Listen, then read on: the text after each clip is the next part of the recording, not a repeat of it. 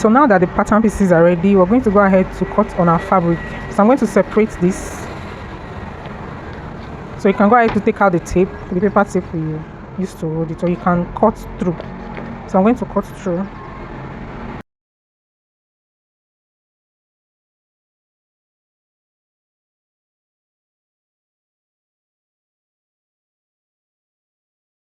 So next we're going to cut this on our fabric. So you want to get your fabric that you're about to use. So right here is the fabric I'm going to be working with. This is an Ankara fabric. I'll use this for the cups. And here is a Duchess fabric. I use this for the front. That's the main fabric. I'll use this gold as my main fabric for the lower part. And I'll be using this ash color for the lining so that we can know the difference by the time we are sewing. So this fabric now, we're going to be using our interfacing on them. To make the work easier, you can use your interfacing on your fabric before cutting out on your pattern. Or if you prefer, you can cut everything out before ironing it. So now we're going to go ahead to do our placement. So to place your pattern on the fabric, I told you this will be used for the cup, so I'll just set it aside first. Right here I have just half yard. This is half yard of Duchess fabric. So that's what I'll be using for the main part of the fabric. So you can see I folded this into two, fold into two like this. Bring this part and place it on the fold, because here it's supposed to be on fold. So before we continue, let me quickly label this pattern. So this part will be placed on fold. This is the symbol to know that your pattern is on fold, and here is your side front. So here is the side front, this is the side back. So once you see B, you know this is back. Once you see F, you know this is front. And this will be cut two. We cut two of this. When you place this on fold, it automatically becomes two, as you can see here. So you place this on fold, you place this other one on the remaining part, and it automatically also gives you the two that you need. So this one will not be placed on fold like this. Okay, so that's the label for it. So but if you want to have a seam line on your center front, that means you have to add your allowance, then cut two of this. That's if you don't want to place it on fold. Okay, so that's the labeling for it.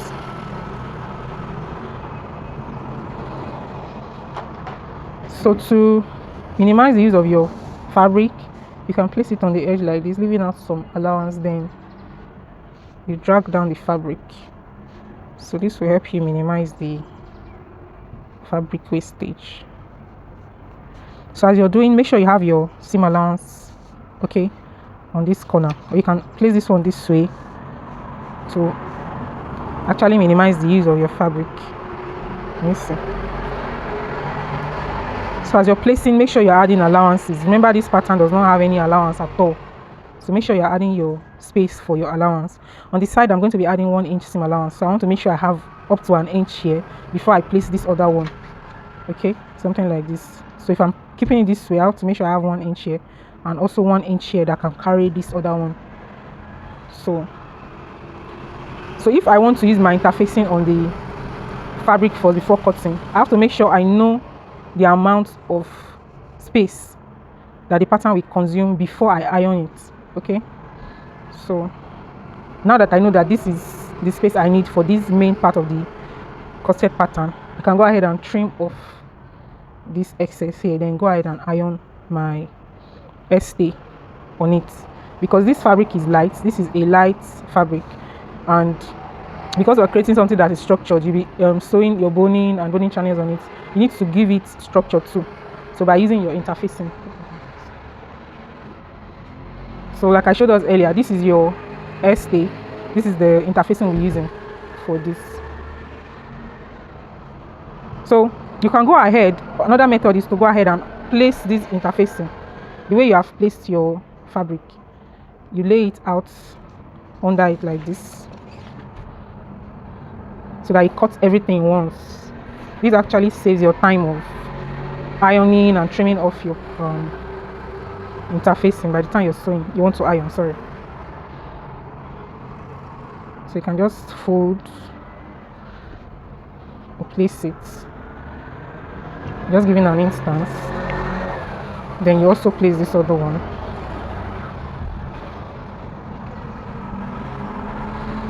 Then before you go ahead and place this, then you cut everything out at the same time. So but the method that I prefer is to iron. You can iron it on top first, then before cutting. That is also a good method you can use. Any one of these methods that I've shown you is good to work with. So at the same time, if you have a heavy scissors, you can just place everything you want to cut once. You can place your lining at the same time and cut everything at the same time, so you don't have to be cutting it one after the other. So it saves your time also. So let me go ahead now, and I want to iron my interfacing on the fabric before we cut it out. So right here, I've gone ahead to iron my stay on this fabric. That's the main fabric I want to use. So this is one of the methods you can use. It saves time for you, and you know this stay is quite light, so it helps you to handle the fabric better.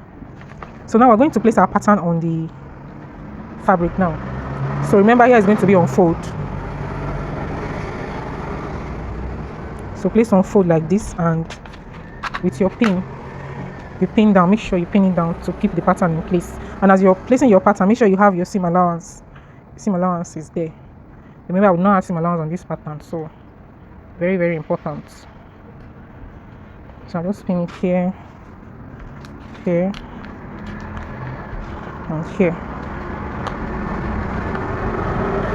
So once I'm done with this, I can go ahead and place this other one.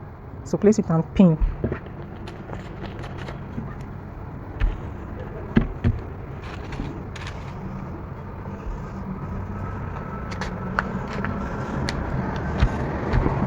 So right now we're going to mark. So we're going to be using our chalk to create our markings. So around the cup here, I'm going to be adding just ½ of an inch. So you want to make sure you have ½ inch all around it. I hope you can see my chalk markings. So you connect your points like this. Then we're adding ½ inch here also. Here also ½ of an inch. Then I told you on the side we're going to be doing 1 inch. So you want to mark your 1 inch all the way and connect it.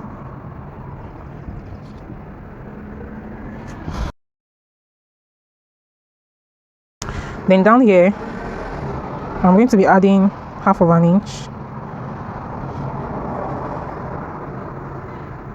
But you can decide to add 1 inch or 3/4. Depends on the amount of seam allowance that is convenient for you. So let me see, this is not this.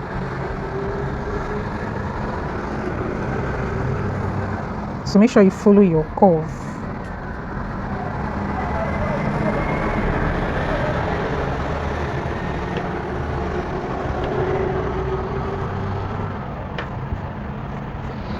So once you're done with this, now we'll come to this side. You can see I don't have like 1 inch here. I'm kind of moving this. Okay.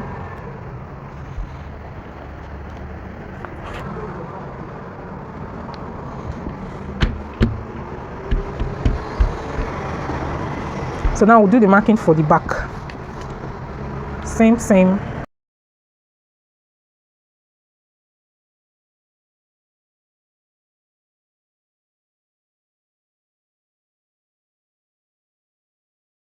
And here we are done. We're going to go ahead and cut this out. So let's start with the back.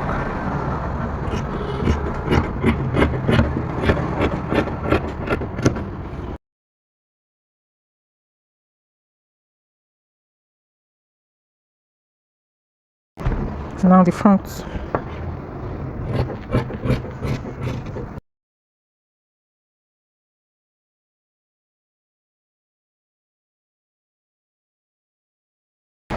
So right here we are done with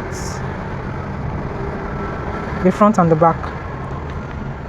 So next we're going to do that of the lining. So this is our fabric for the lining. So to get good results, is more advisable that you iron your fabric before you cut it out. So I'm going to quickly iron it now. So to iron it, I'm going to go ahead to cut this out. So you can see how flat it's laying after the ironing. So it helps make your work less stressful.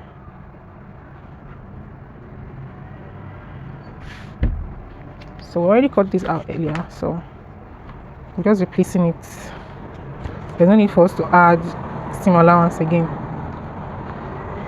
So if the lining you're using is light, because what I have here is a doll face fabric. If your own lining is lighter than doll face, maybe like normal lining, you can go ahead and use hairstay on top or paper stay. You can use paper stay or hairstay on it. So I'm just going to try as much as I can to place this because this is the only fabric left. So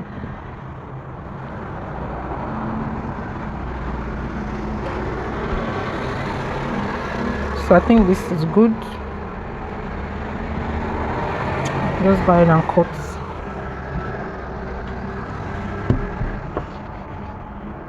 So you can go ahead and pin or place something on top so that it does not move.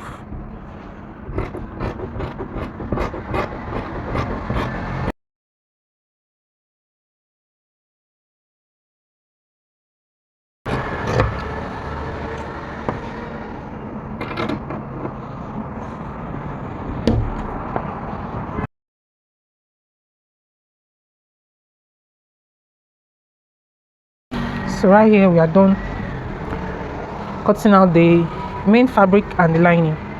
So now let's see how we're going to cut out the cup. So this is the fabric I'll be using for the cup and the boning channel.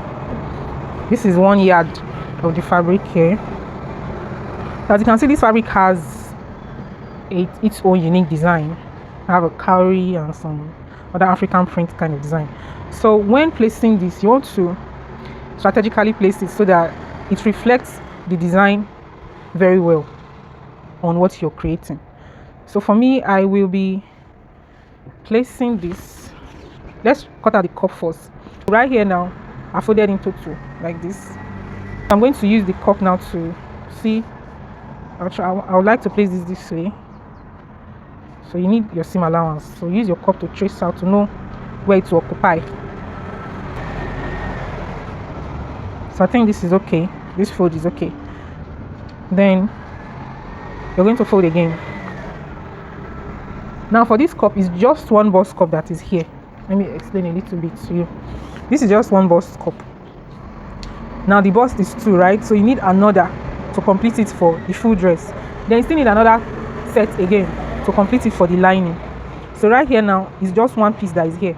So we need to cut another piece.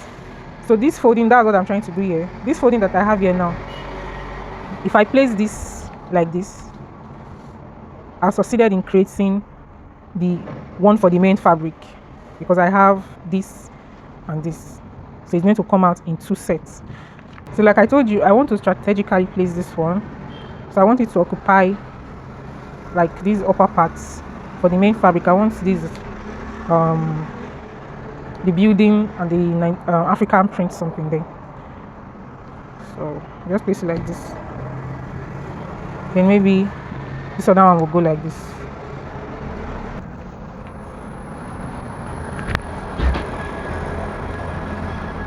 So I'll be adding 3/4 of an inch seam allowance all around.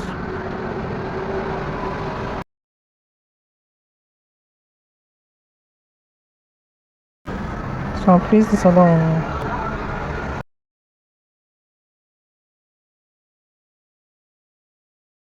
So we're done with the main fabric.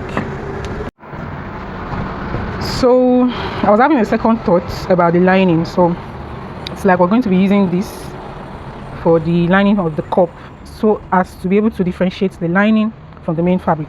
And since I don't have the ash color of the fabric we use for the lining of the main or this, I don't have the ash color anymore, so I'm going to be using this gold.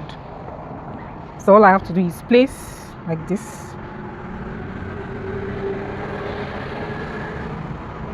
I already cut this out with seam allowance, so I just place it quickly this way and cut it out.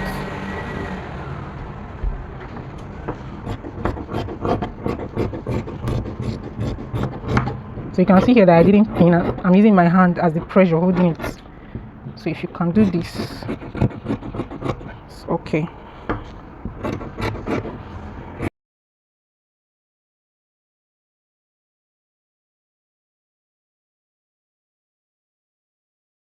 The cup pieces for the main fabric and the lining is ready. I'm going to use my stay on this because these are very, very light.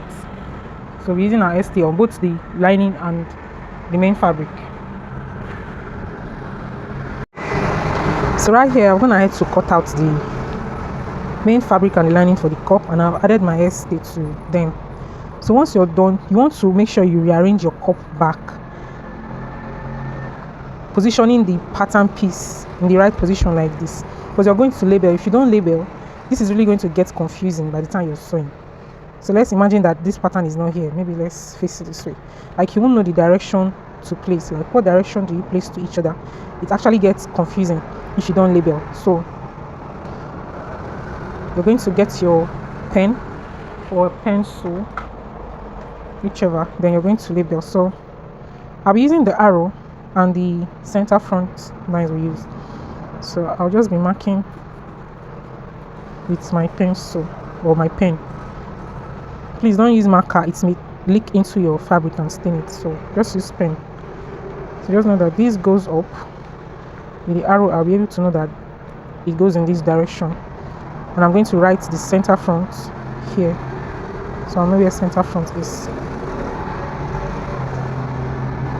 So this is center front here and here. I'm writing it in all of them, both the main fabric and the lining. So we're going to do the same thing for all the cups, all the cup pieces. So use your arrow to indicate, and it goes this way, goes this way. So this is your side front. Write it SF.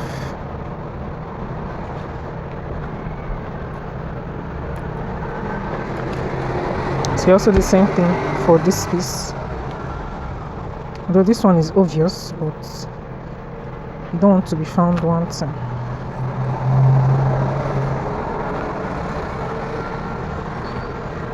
Then center front, center front, center front,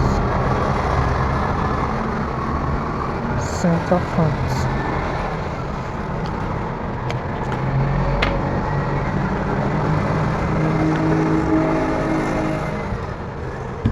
So once you're done with the labeling, you're good to continue. So the next thing we're going to do now is to cut out other pieces that we'll be using, because we need our boning channels. You need to cut out strips for your boning channels. Although I didn't indicate the lines here, that's because I'll be marking it on the fabric directly. So, and it's going to be a visible boning channel where your boning will pass through. So I didn't indicate it in the pattern. So, and other things we're going to cut out is the lacing bar, the fabric we're going to be using for the lacing bar. So I'll be showing you how to do that also. Then we are going to cut out the piece that we're using for our bust cup. This is the fabric. We want to structure the bust cup. So what are we going to be using to structure the bust cup? So let me show you that. So for structuring the bust, you can make use of your bust cup. Okay, if you get a bust cup like this, a bra cup like this, and after your molding, you know, when we did the molding, we checked it. This cup I have here is quite more than this, despite that the bra cup is the same size with my bust measurement. My bust is 40, and this is also a bra cup of size 40. But the cup I created, that I crafted, is still more than this. But if you did yours, or if you've done yours, and at the end of the day, maybe your bra cup is the same thing with your crafted cup, you can decide to go ahead and use a bra cup, an already made bra cup like this. But for me, I'm going to be making use of either my wadding or my foam. So you can make use of either of these two. If you're going to be using a wadding, something like this that I have here, this is quite light. You can try and layer it into 3 places, like create layers for it. How am I going to explain that now? So create multiple layers. Don't just use a piece like this.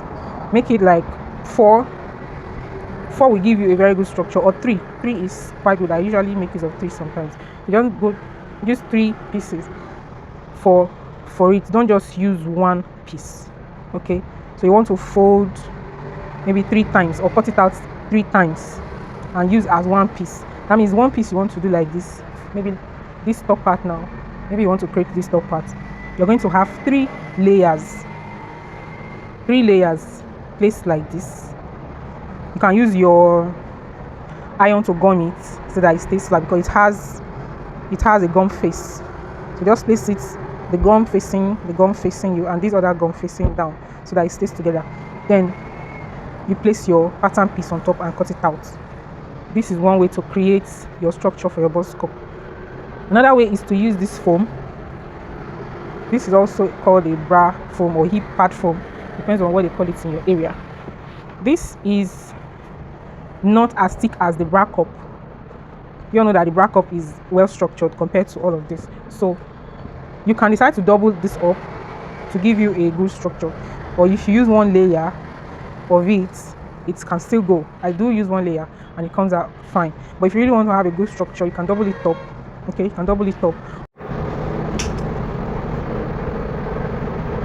So I told you earlier I'm going to show you how to cut this out, but I think we are going to create the cup out of these 2 pieces so that you see how it looks like. We'll create from here and create from here, so you see what it looks like. So we're going to do that right away. So I told you I'm going to be having 3 layers of this. So you're going to detach your pattern piece from the fabric. So make sure you've labeled, because if not, this may be difficult for you to identify later.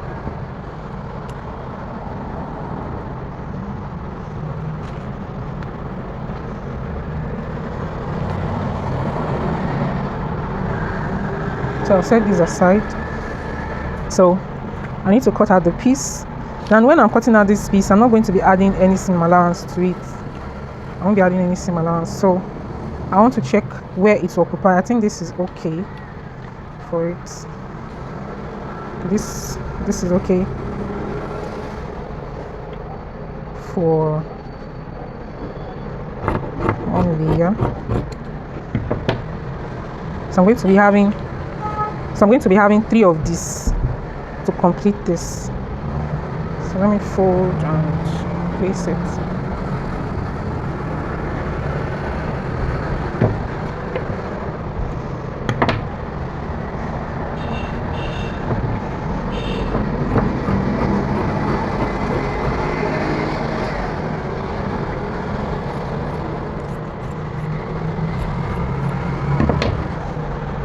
So I'm going to go ahead now to iron. So now I'm going to iron this. This is going to go. So you place the pad that has the gum, the pad that has the glue. Place it facing up. The next one will be placed facing up. Then the last one will be placed facing down. Okay. Place is facing down. Then you need to use a steam iron. If you don't have a steam iron, use your water on it. Then you place a fabric over on this. Still going to spray some water.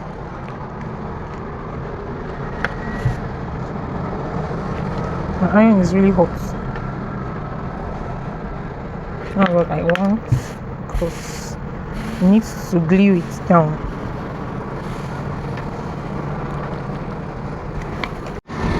So right here I discovered that some part of this wadding does not have much glue. So you can go ahead and use your hemming gum on it like this. So this is called hemming gum. Use it to glue fabrics together. Okay. So I just place it, use some steam.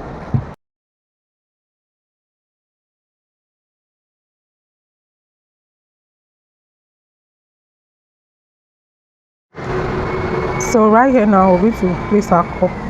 pieces and cut out. So remember, we need 2 of this.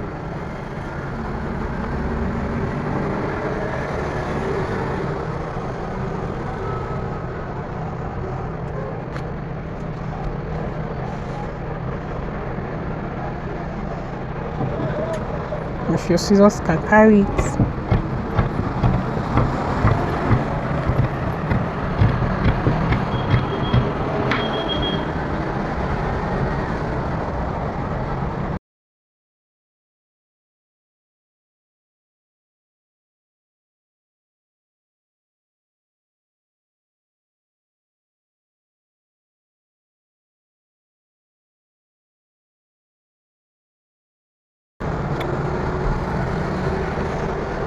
So remember to label.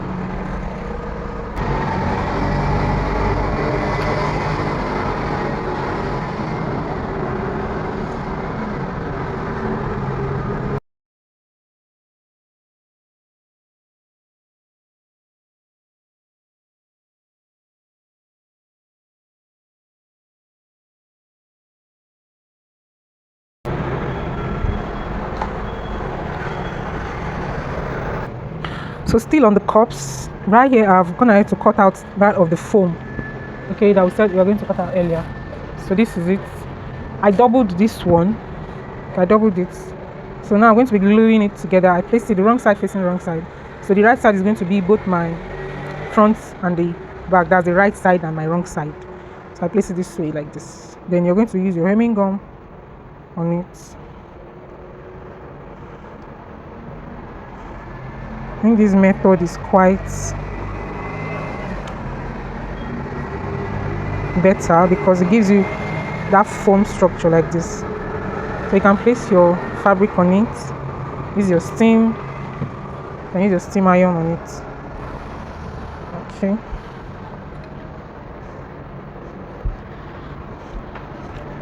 So by the time you use your iron, it glues together. Can you see?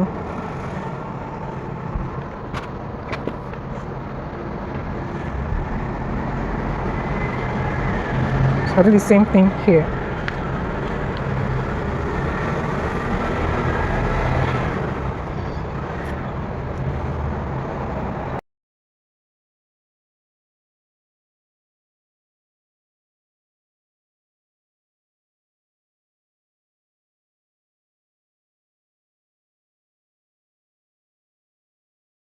So right here we have our cup ready. Okay. So like I told you, you can use this method or you can use this method. If this is the one we'll be using, we'll use this from the left cup, use this one for the right cup. So we'll just see the difference, how the outcome will be. So let us go. So before we go into the sewing aspects, I'm going to show you how you're going to cut out your boning channels. So you need pieces of fabric to cover up your boning. So that's why you need boning channels, especially if you don't want to sew your boning into the fabric, like sewing it down. So we're going to be sliding in the boning into the boning channels by the time we're done. So this is the size of the boning I'm going to be using, and this boning is sized about 3/8 of an inch. Okay, so now you'll be wondering, how do I know the size of boning channel to cut out? So the best thing is to measure. Yes, anything that is not clear to you, especially as a beginner, something you're not used to, something you've not done over and over again, the best thing is to measure. So you measure the boning. So this is the boning I'm going to be using. So I just get my tape and maybe wrap around it like this. So by the time you wrap around on the other parts, you're going to know the amount of boning channel you'll be using. So like this now, this is approximately 1 inch that we wrap this around. Okay, and you don't want to go ahead and just go and cut out 1 inch fabric. You need to add seam allowance to it. Okay, so let's say we add seam allowance now and I wrap around. I'll be having something like 2 inches at the end of the day. 2 inches will be enough. 2 inches strip will be enough for this size of boning, unless you're using a bigger boning or maybe a smaller boning. So the strip will be cutting out to be 2 inches wide, unless maybe you want to be on a safer space. You can decide to add maybe 2.5 just to be safe. So by the time you fold, so by the time we fold and I show you the method of boning channel we are creating, you know that this 2 inches is quite enough for us. Okay, So just like I said, to be on the safe side, just add extra half inch for those of us that maybe don't know how to handle our fabric very well. So let's work with what, 2.5. So I'm using 2.5, and right here I folded the fabric into 4 places. The direction the boning will be going is this way, so I'm just going to go straight like this. So to make the cutting easy for me and not take time, I folded into 4 places like so. And I'm going to be measuring my 2.5. So you want to start from the edge. I just use my chalk to find the edge like this. Then we're going to mark 2.5 from this line like this. Let's see. So I'll do the same thing, maybe around here. I just do it around here.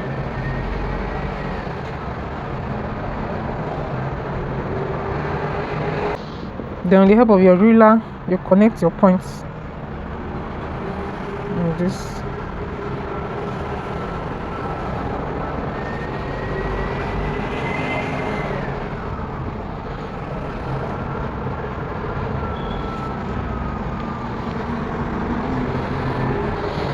So I'm going to go ahead and cut out.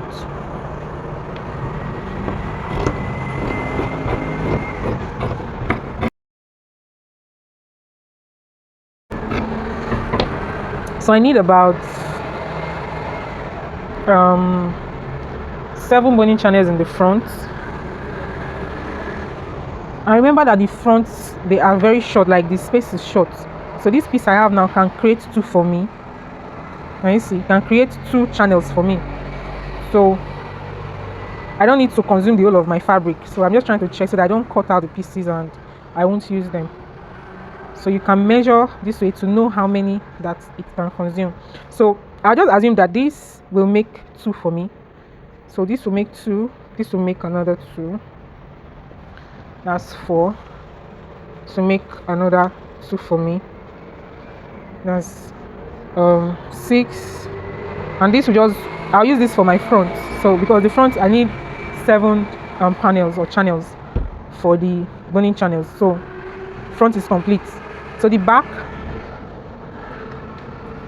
for the back I'm going to be creating 2 channels on each part. So 2, that's 4. I only need 4 at the back, and I think it's complete now.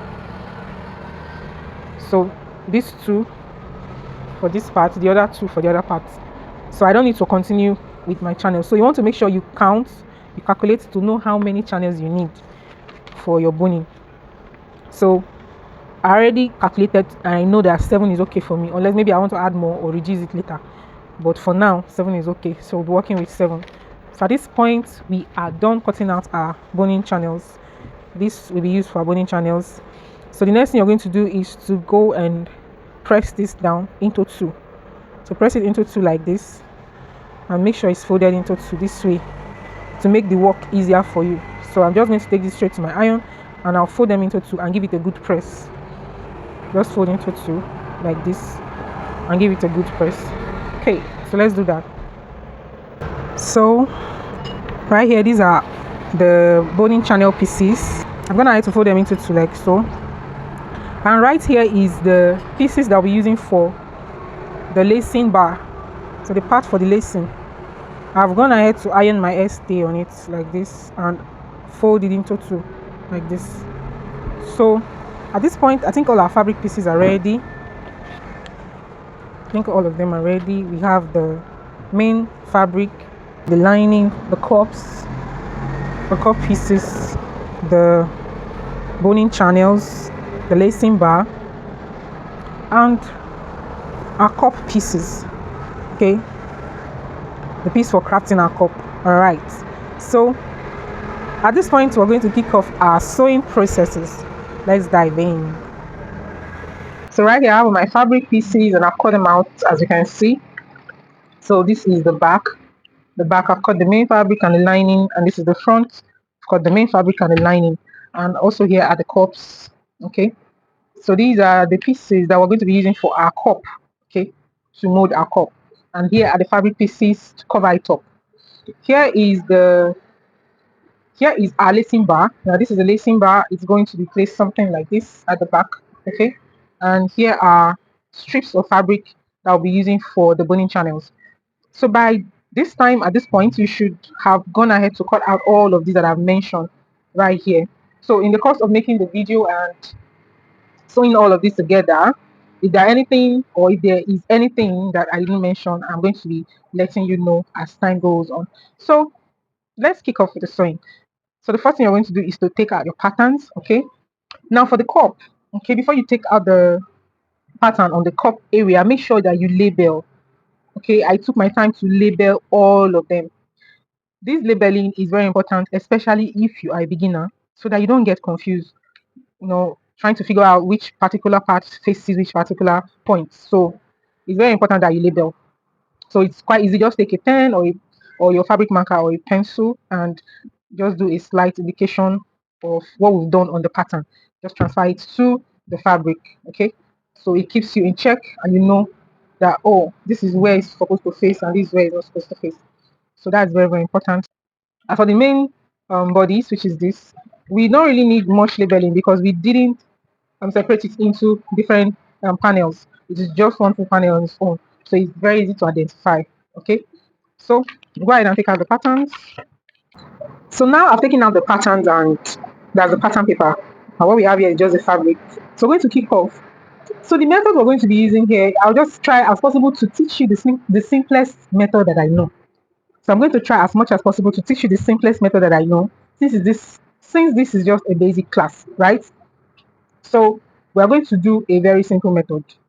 So first of all, you can actually start from anywhere, any point you want to start from, you can start.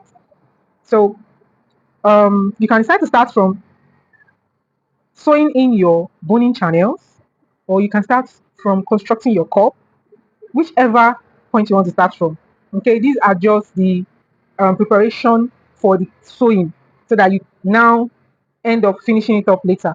So whichever point you want to start from, you can start from. So in this case, let us just start from inserting the boning channels. So I'm going to start off with that. I'll set every other part aside.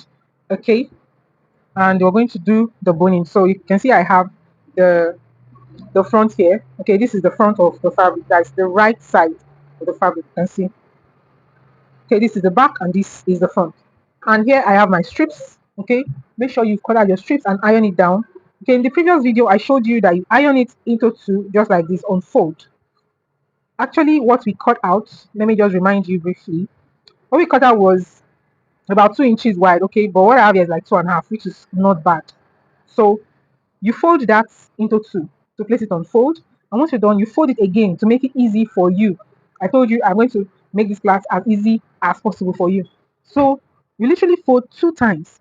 So you fold the first time, you have here unfold, you also fold again, you have here unfold. So when you fold the second time, you may have some excesses. Okay, I tried as much as possible to make sure that they are equal. So you just go ahead and place this and sew to the left, sew to the right to create a channel. But I'm not going to be sewing it this way. Instead, I am going to trim off a little bit, okay, from the part that has the edges. Okay, you're not trimming from the part that has the fold. No, the part that has the edges, that's where you trim. So from the edge of the fabric here, you're going to trim like this all the way.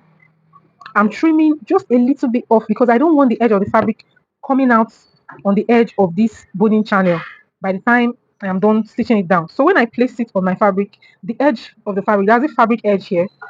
So the frills on the fabric like this will not be coming out on the bodies, as you can see.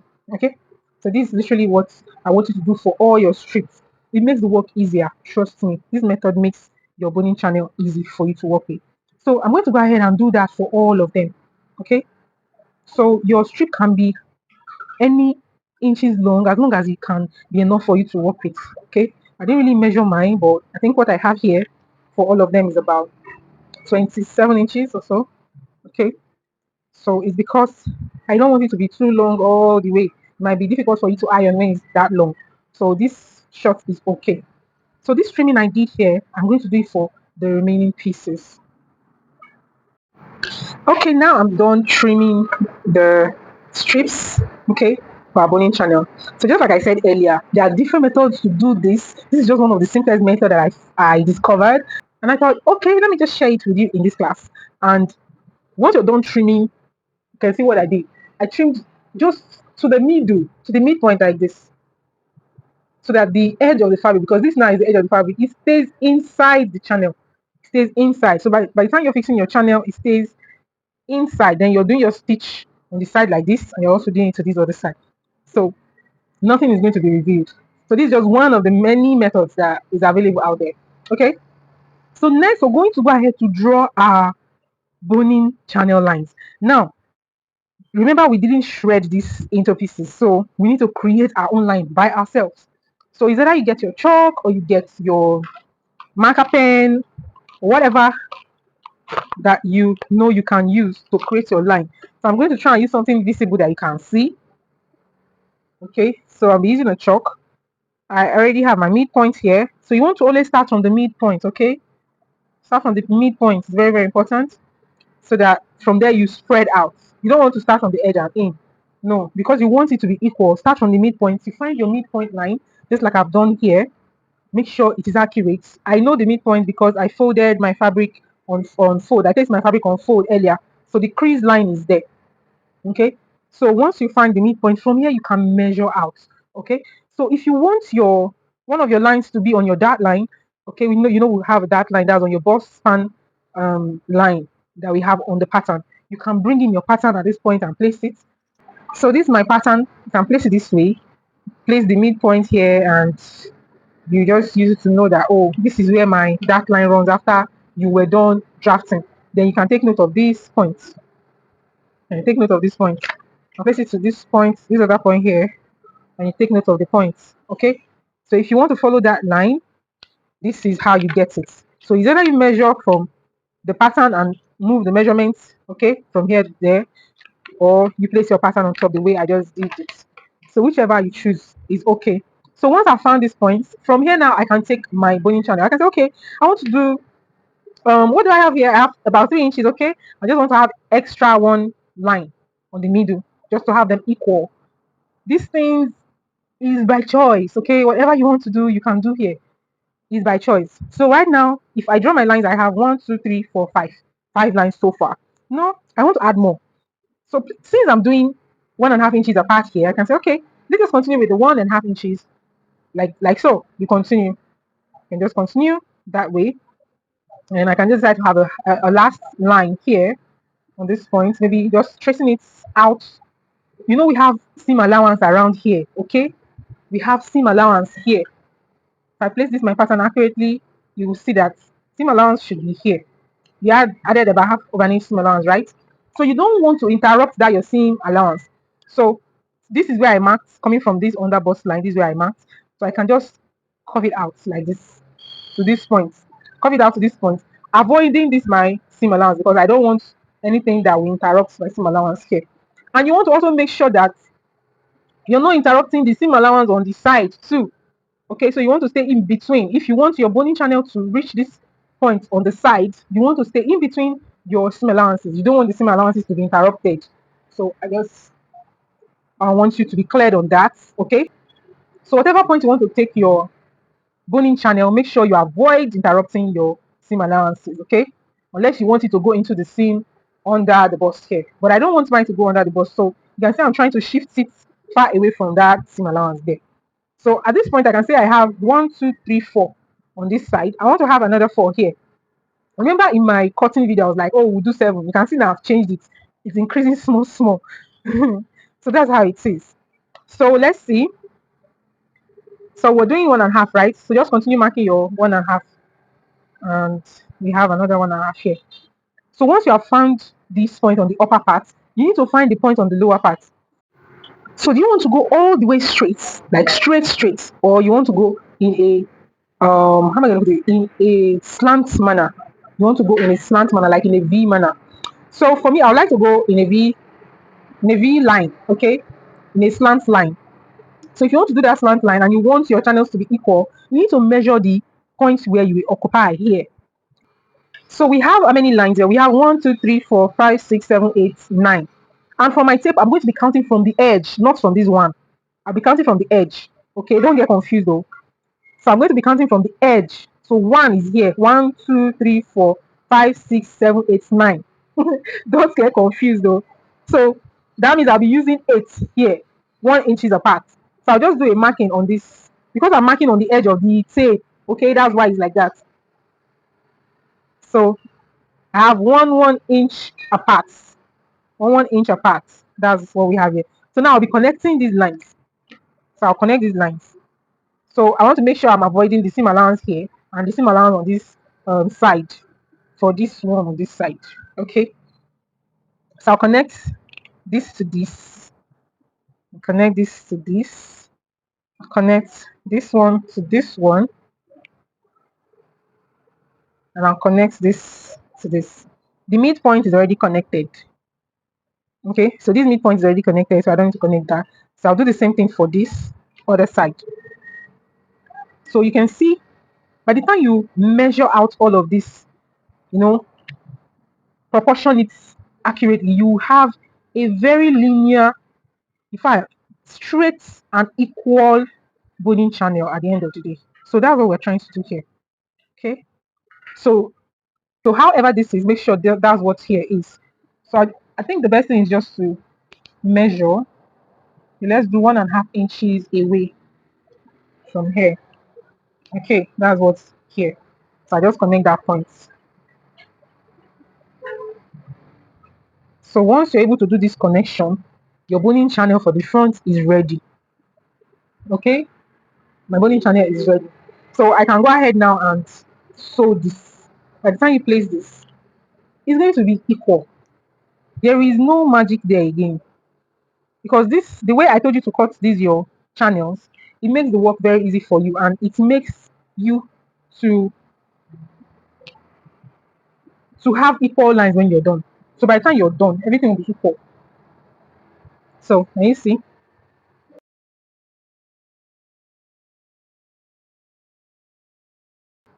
So these parts now, you can see we have there's a particular space here, right? So I place this very well. You can see that there's a particular space occurring here, which is also here. Okay, so everything is placed out evenly. It's placed out evenly. Unless you can decide to say, okay, let me move this a little. You can decide to move this a little to just have a share of equality there. Okay, you can decide to move it. So this is like the easiest way to place your boning channel if your fabric is not cut in pieces. So our fabric here is just in one piece and everything is going to work out in one piece like that. So next I will go and sew this down on my sewing machine using my sewing machine just the way I've placed it. Now on the sewing machine, once you get to the sewing machine, this you're going to be sewing two sides. You sew on the left and you sew on the right. And you want to sew in a space that will contain your boning channel. Remember, before I made this channel, I measured my boning channel. I'll make sure I sew it in a way that my boning channel will be able to enter inside. You don't want to be sewing it in the middle. You don't want your stitch to pass through the middle of your boning channel. Because if you sew that stitch on the middle, how will your boning now pass through? So you want to sew on the side, on the very edge, a very straight stitch, the neatest stitch that you can sew. That's what you want. Okay, so let's go and do that immediately. Here we are on the sewing machine. You can see I've done this part. You can see there's minimal amount of squeezing because this fabric is very light. I should have doubled the S-stay, sincerely. So if you're using a very light fabric, you want to make sure that the S-stay you're using is quite sturdy. The S-stay I'm using here is quite light. Though if I iron this, it's going to look better. Okay. So I want to show you the best way to sew your boning channel on your fabric piece without having too many squeezes. Okay. So I'm going to be showing you that now. That's why I brought the camera down here. So we're going to kick off. So now, as I was sewing this part, I made sure I sew the inner part first, then sew the outer part last. So the part that goes to your side, you want to sew it last. And you make sure you sew on the same direction, okay? You don't want to sew to the down part, then continue from the down up. Not in this kind of light fabric. It's going to cause a lot of squeeze for you. So don't do that. So this is just simply how I go about it. So as I'm sewing now, I'm going to make sure that the proportion I have here is the same thing with the proportion I'm going to be having on this side. Okay, just to have that equality there. So I'll be starting with the inner seam, okay, the part that is on the inside. You sew the one that goes to the side last, okay. So you start sewing. You want to maintain a very straight stitch at this point. So if you're using a very light fabric like I am, you want to make sure that your needle is good. So you can try to change your needle so it doesn't poke in squeezes and bulges into your fabric.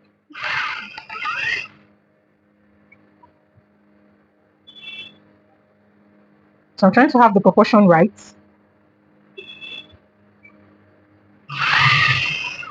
Because what I'm saying here, I have to make sure the space I have here is equal to the space I have here. So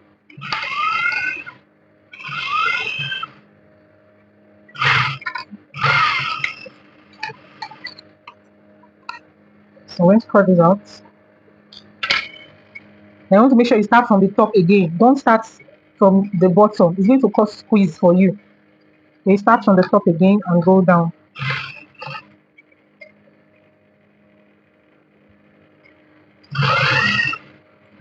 Make sure you maintain the straight stitch as possible.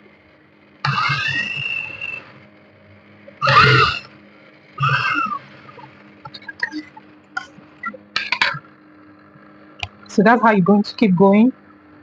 So right here, I'm going to head to sew down the loops. Okay. So I've sewn down that of the front. You can see we followed the line that I marked out. Though as you're seeing it now, it might be looking as if it's squeezed up. That's because I've not used the iron on it. By the time you iron it down, it's going to straighten. So this will be used to pass in our bonings, okay? So it's serving as a decorative item and also functional at the same time. So for the back, you can see I left a space before I sewed down the strip for the back. So the boning channel for the back. What I left here is the lacing bar points. So this area is where we put in the lacing bar, okay? So you can just use your pattern. So what I did is I used my pattern, I placed it, or use your tape to measure the amount it's going to take. Then from that point, you mark about 2 inches or 1.5 inches away. Then find your first line, then find your second line. Just 2 lines are okay for the back, okay? It's okay for the back. So I'm going to go ahead and press this down. I'll use the iron to give it a good press. Then we're going to come back and prepare the cup. Because here now we are done preparing the piece for the front and the back. Next, we're going to prepare the piece for the cup before we attach it. So let's do that now. So these are cup pieces. This is the foam that we cut out. Remember we doubled this foam to give us a little bit of structure, and this is wadding. And you remember we made these like 3 parts, gum 3 parts together here to give it a good structure too. Because in this video we're not going to make use of the cup, okay? So we're going to be making use of our own customized cup. We're not making use of the already made cup. Okay, this is your fabric pieces now. The method we're going to be doing here is might be quite different from the regular method, you know. We're going to be using another kind of method, just like I like to tell you every time, that there are a million and one ways you can make an outfit, the same outfit, okay, to get the same results. It only depends on you, the designer, the one that is easier for you to follow. And what matters is to get a good after result, to get a good fit. Once you can follow a method and get a good fitting on what you're doing, then you're good to go. So most times, what really matters is the measurement. Take your measurement accurately, then do your pattern drafting accurately. Then your sewing method, as long as your sewing method will lead you to your final destination, you can use any sewing method that you prefer. Okay. So in this particular video now, we're going to be applying another kind of method that I seem easy. I find it easy to use. Like I said earlier, I'll be teaching you the easiest method that I know so that we don't waste time in the sewing of this outfit. So to cut the long story short, the method we're using is this. We're going to be setting apart the main fabric. So you can see I'm unpinning I'm removing my pins. Okay. So I'm going to set aside the main fabric. Okay. So you can see this is the main fabric. I've set it aside.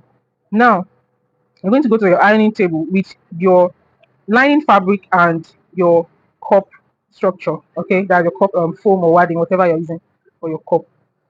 So just like when we're cutting this piece, I told you that we will be trying the two methods to see the one that is more suitable. So whichever one that comes out fine, then you can continue using that.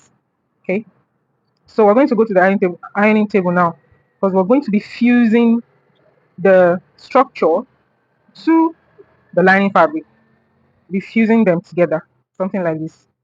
So you're going to just place it and use your hemming gum, for the fusing, and do it for all of the cup pattern pieces. So let's do that quickly. So right here we're in the ironing table. So what you're going to do is make sure you match up the right cup, so the cup piece with the right fabric piece. Okay. So you want to make sure everything matches up accurately. And here's my hemming gum. So what I'm going to do is I'll place it this way. I'll place it this way. Then place your hemming gum.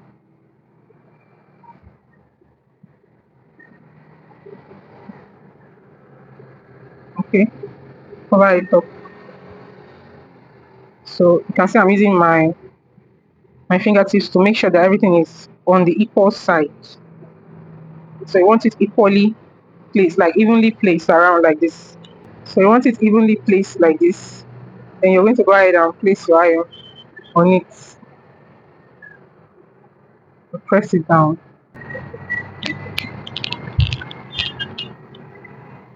So by the time you're done ironing, this is what you're going to have.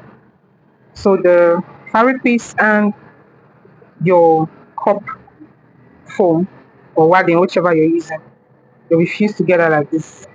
So I'm going to go ahead and do the same thing for all of them. So remember, I want to use the wadding differently for one cup and the foam for the other cup.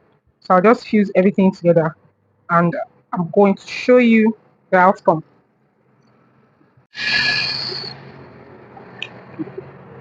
So right here, I'm done fusing the cups together.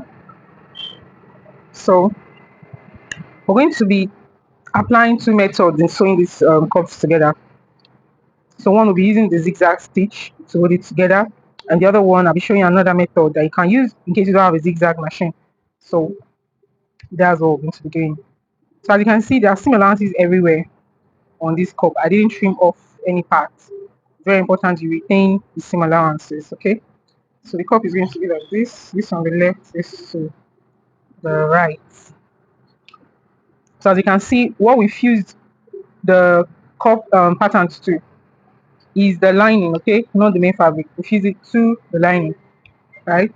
So, and as you can notice that we're not doing the normal, very basic way of making a cup corset, which is you do all the linings together and do all the main fabrics together, then join them. So this is like a different kind of method. It usually comes out nice. That's why I like this method. It comes out unique in its own way too. So I just hope you follow it through and get a good result at the end of the day. So now we're going to go to the sewing machine and we're going to be using our zigzag machine on this one. Then this one, we're going to be using another method I'll be showing you. So before we go there, we're going to do this. So your zigzag machine is going to be sewing like this. We're going to be sewing this way. Okay, this way. And once we're done with sewing it this way, you now sew into this other one. So the part where I'll be sewing like this, I'm going to trim it. So we're going to be trimming off the seam allowance there. Okay.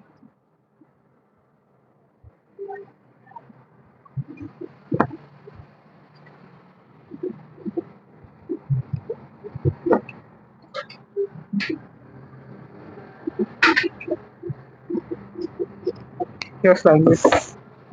And so that you can use a zigzag to join everything this way. Okay.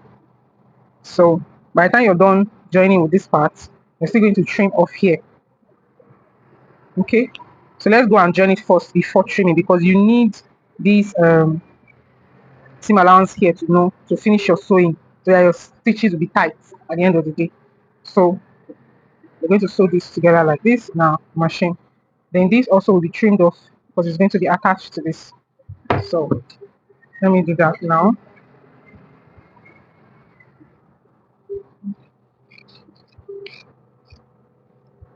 So every other part is going to still have that seam allowances because we need it.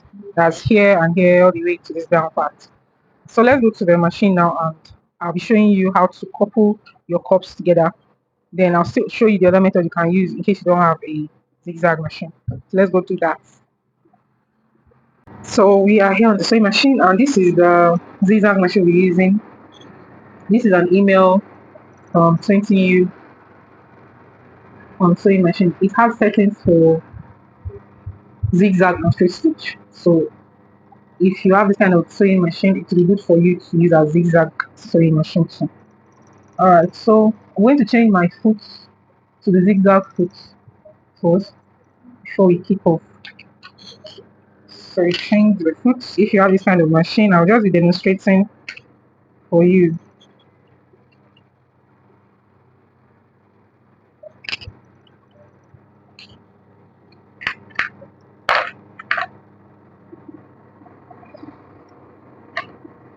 So this is the zigzag foot that comes with.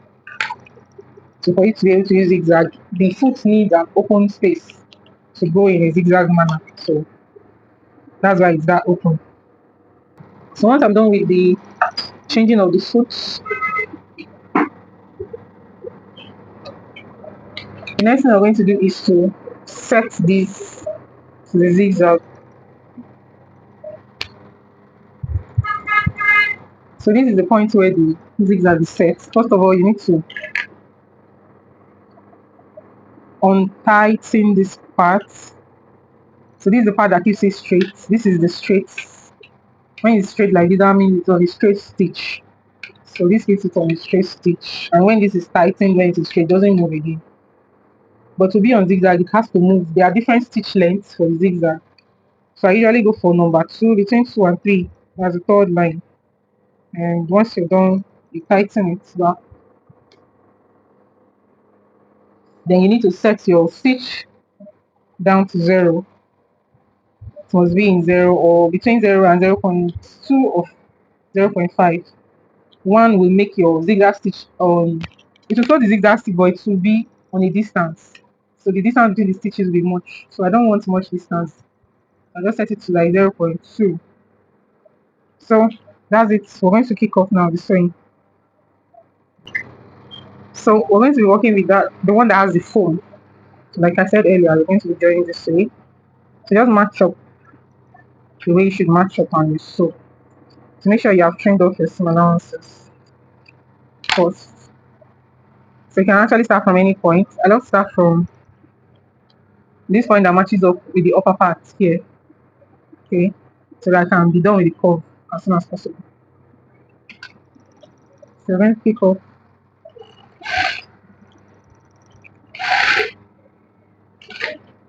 and make sure that you sew in between your line like this. So that's why I say you should trim off your seam allowance. So it sews it together in zigzag. So this zigzag stitch now keeps it flat. So this is one of the methods you can use.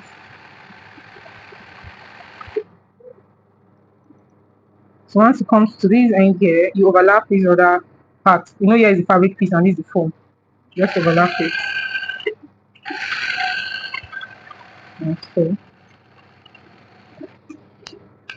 as you can see, I used a black thread so that I'll be able to show you the outcome. You'll be able to see the outcome easily. So this is it. So this has held it to a very certain amount that it cannot rip apart. Okay, and we're not done. We're not going to be leaving this stitch exposed like this. We're going to be covering it up with your bias strip. So whatever bias strip you want to use is okay. For me, I'll be using my Ankara bias piece that I have. So I'll just use it to cover up the stitch. So you just cover up your stitches like this. So you can use already made bias. Okay, bias strip you get from the market. I just get a color that is matching to what you're working with. Then you can work with it. So the same way we made the bias that we use for that's the strip. This is a bias strip now that we use for the boning channel. It's the same way this one is made. So I use it to cover up I use it to cover up this seam now that I've created. So to do this, I need to put my stitch back to straight stitch.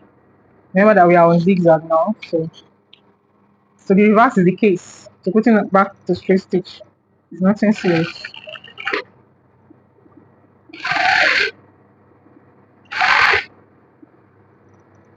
So just use your straight cover effect like this.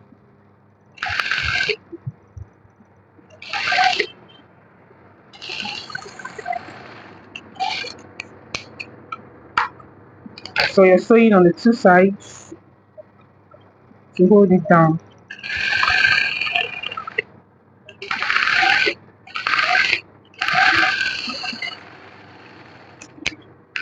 Okay, so this is covered up.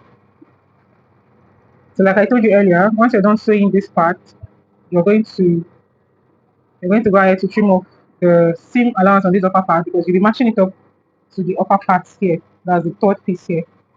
So trim this off also. So make sure you're trimming the right side, like the correct side, and not this other side. So once you're done trimming, you're going to be matching them up. Okay, you're matching like this all the way. So remember that this is a curve, so you need to push it in a little bit while you're sewing. So let's kick off on this side. I'm going to reset my sewing machine now back to zigzag.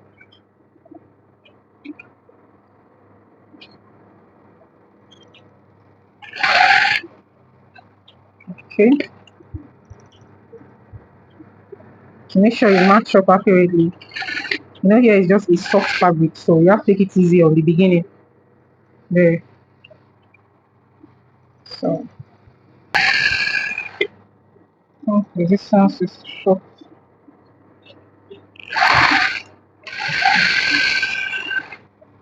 So you want to make sure that it matches up. I'll be pulling in this part that has the much curve. I'll be kind of pushing in while I stretch out this one. Just the sewing technique to make it equal.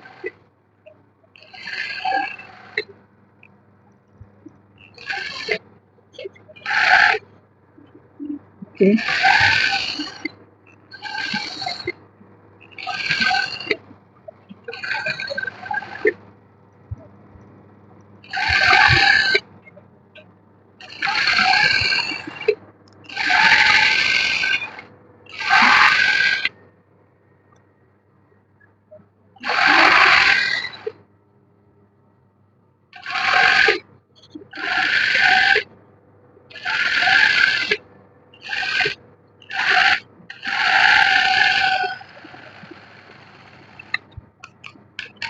So and right here you can see our cup is formed.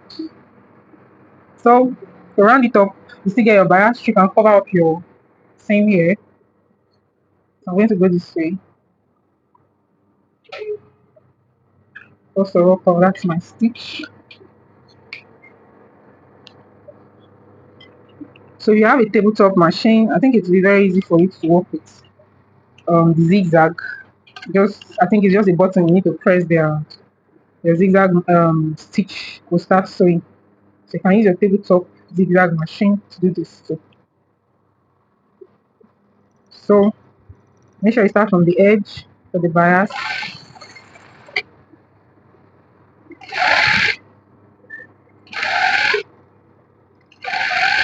So you want to go easy on this part because of the curve.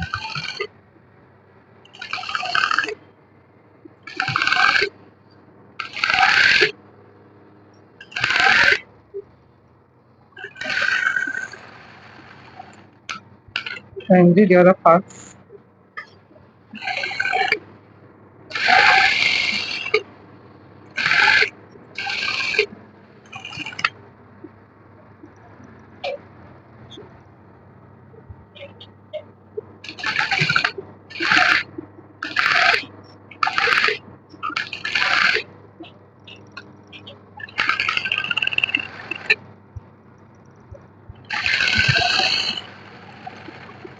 So right here, we are done.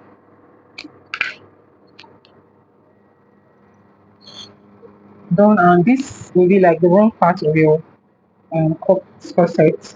Here now is going to face your main fabric. So from the wrong side of the outfit, this is what they'll be seeing. Like this is what's going to be showing there, and here is going to be the part facing the right side. Okay, so next is these other parts. I told you this is one of the method, which is zigzag. I'm going to be showing you the other method now, which is just to sew with your straight stitch. So this other method, you can use any sewing machine that you have. You can use a straight stitch sewing machine like this. I'll still be using this particular machine. I won't be going to the other machine. So, but the most important thing you need to do is to change to a zipper foot. You need to change to a zipper foot. Okay, this is a zipper foot. Your normal local sewing machine uses a zipper foot too. You can change to that, or you can try and get it. It actually makes your work easier. Okay, so I'll change the foot. Once you're done changing, you're going to start sewing. So you match up the normal way you want to match up. Okay, and this is it. We're going to start with this lower part, the way we did for the other one. So you match up very well. Now you're going to be sewing very, very close to the wadding that we have here. So I'm going to be sewing very, very close to it. That's why I say you should use your zipper foot. So just to be on the right side, to be on track, you can just use your pen or pencil to trace out. You know, this wadding now is occupying a setting point. So it's that setting point you want to start from, like on this edge now and on this edge. Please try and use a pencil because pen usually bleeds into fabric. Okay, so just do it like this and this, so that when you match up, you actually know where to start from. So I'm matching up these two now on the same line.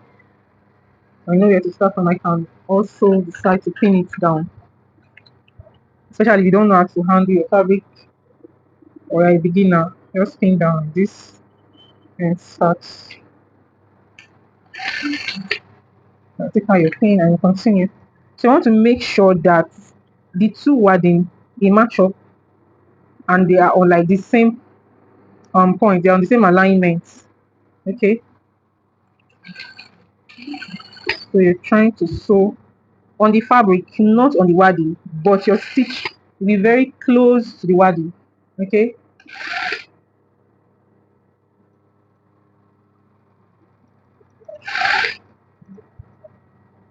I'm going to keep matching like this. So you see how this the wadding and this other wadding is matching up on the edge. But I'm not sewing the wadding. So you want to keep going like that. And remember that marking we did. Try to match up that marking too, so that you'll be on the equal seam there.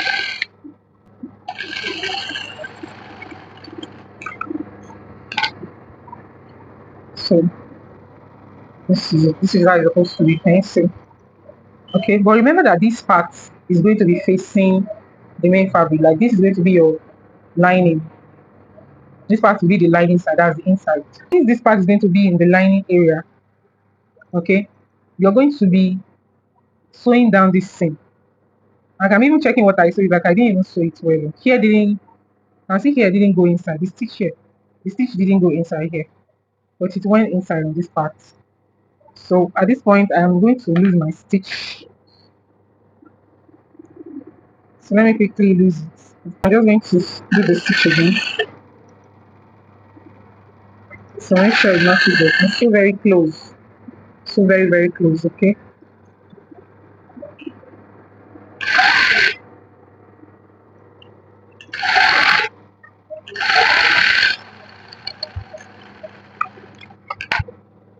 So I think this is better. Yes, this is far better.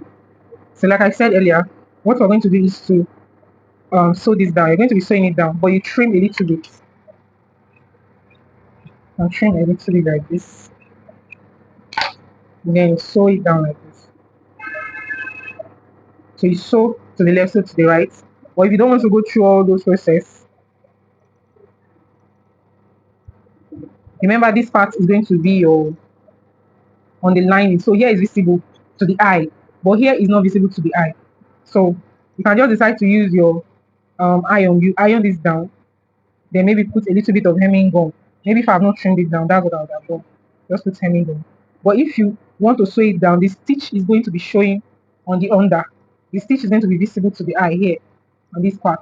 So why this place needs to be flat is that here is going to be fused together to the main fabric, and you don't want here to be poking out in that main fabric. So that's what I'm trying our possible best to make it flat. So I'll just go ahead now and just do a stitch down. Okay. So I know the process might seem long for you, but it's just very beautiful by the time you're done. It usually turns out nice.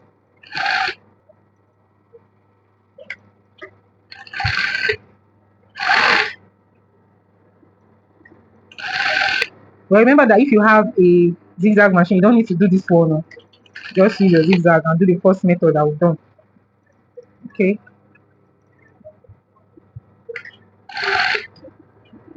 So if you're going to be sewing down like I'm doing, I think the best thing to do is not to trim off. Just work with the seam there. Makes the work easier for you. So maybe when you're done stitching down, you can now trim off any excess there. So you can see the stitch is visible here. I'm still going to go ahead and stitch the other side down.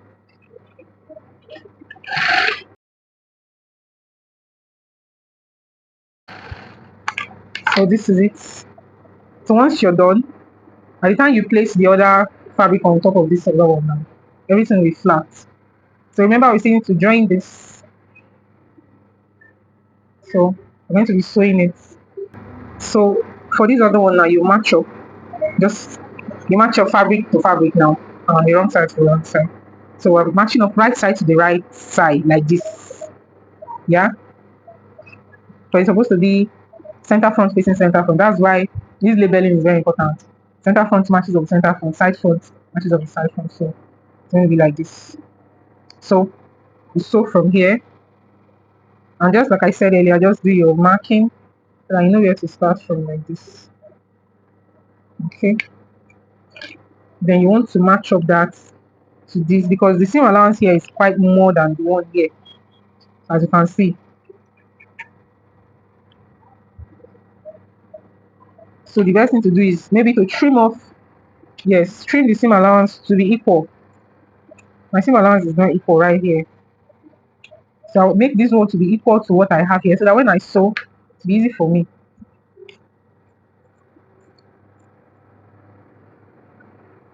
Okay.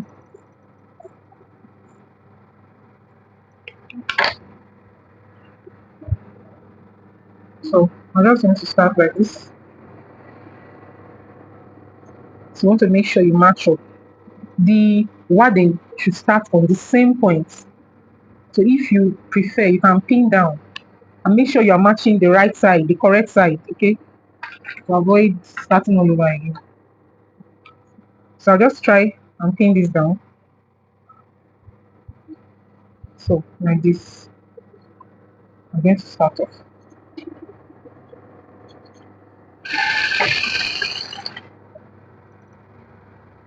Take off my pin.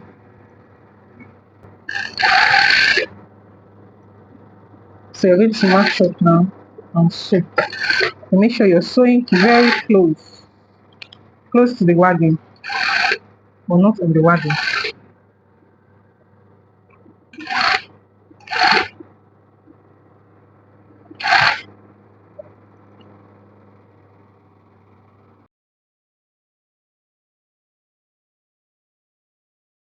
You want to make sure everything matches up as much as you can, okay?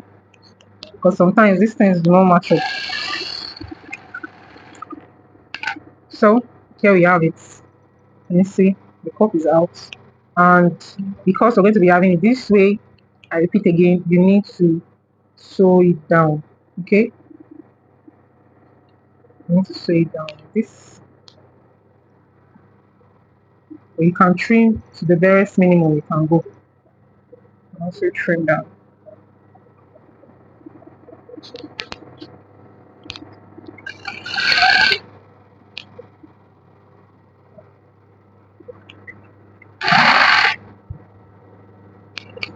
So if the curve is looking like it's tight, you can notch This upper part is usually like this, little bit tight, so I'm not sure.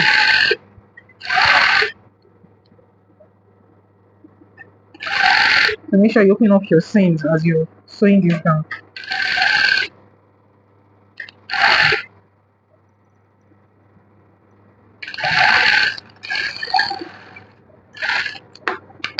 Do the same thing to the other side.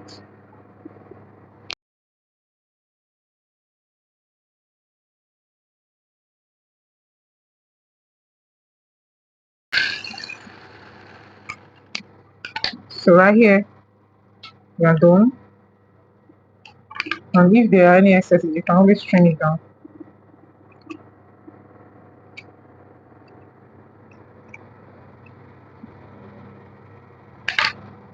So this point, we are done with the curve. This is that of the foam, and this is that of the wadding. And if you ask me, I would say I prefer that of the foam because it's more structured.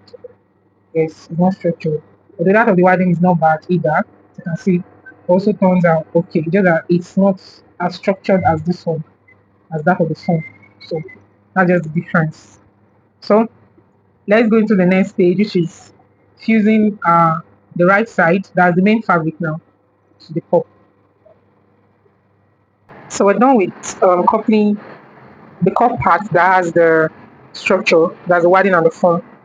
So we're going to go ahead to couple the fabric. No, we've not done that. We're going to go ahead to couple the fabric together. So the same way we joined this, that's how we're going to do that of the main fabric. So we're going to take this to a sewing machine and join them accurately. So I'll be joining this way. Make sure that you label. If you label accurately, it should not confuse you. Okay. The part that has the center front should join to one part that has the side front. The other part that has the center front should join with the other part that has the side front, like this and like this. So that the end center front is facing center front here. So can you see? So also at the end, the center front up here will face the center front here. And the same thing goes here. So you want to make sure you take your accuracy allowance. And the best way that you can go about taking your accuracy allowance is to mark your cup. So I'm going to bring my pattern, bring the pattern. I'm trying to make the work easy for you. Let me use the pattern to demonstrate this for you now. So here's the pattern, and this is what I'm trying to say. To get your accurate seam allowance, just place your pattern like this. But sometimes you may just get carried away and go and use the wrong seam allowance. Then use your pencil to draw where your seam should stop, something like that.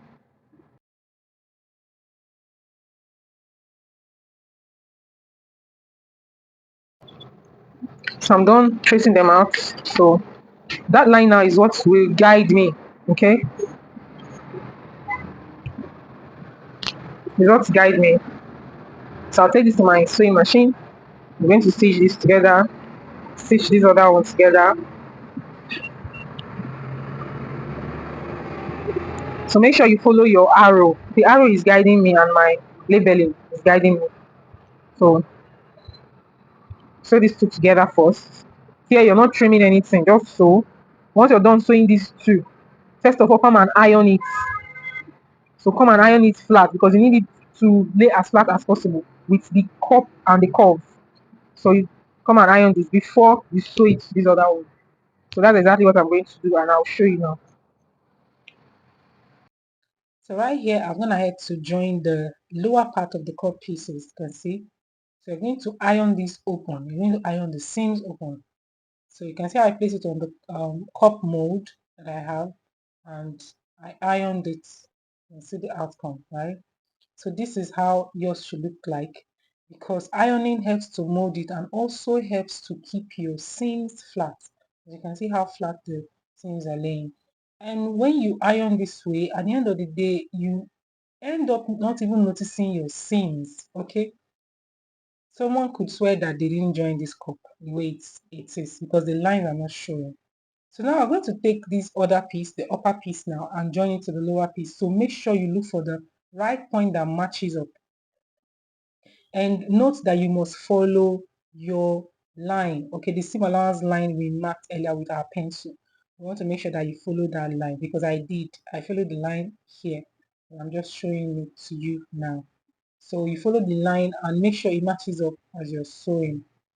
So as you sew, you want to make sure that you follow the lines. Like I said, match up the lines both from the top and the under. Okay, you want to do something like an eye gauge when sewing, so that the top line matches up with the under line when you're sewing.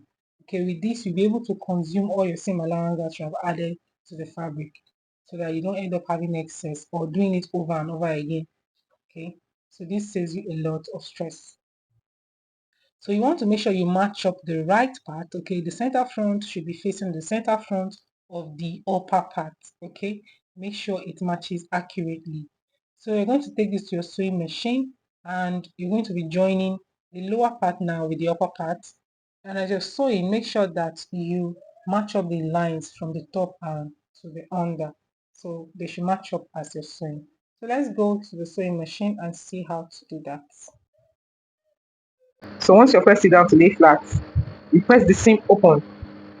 So I press the seam open to make it lay flat like this.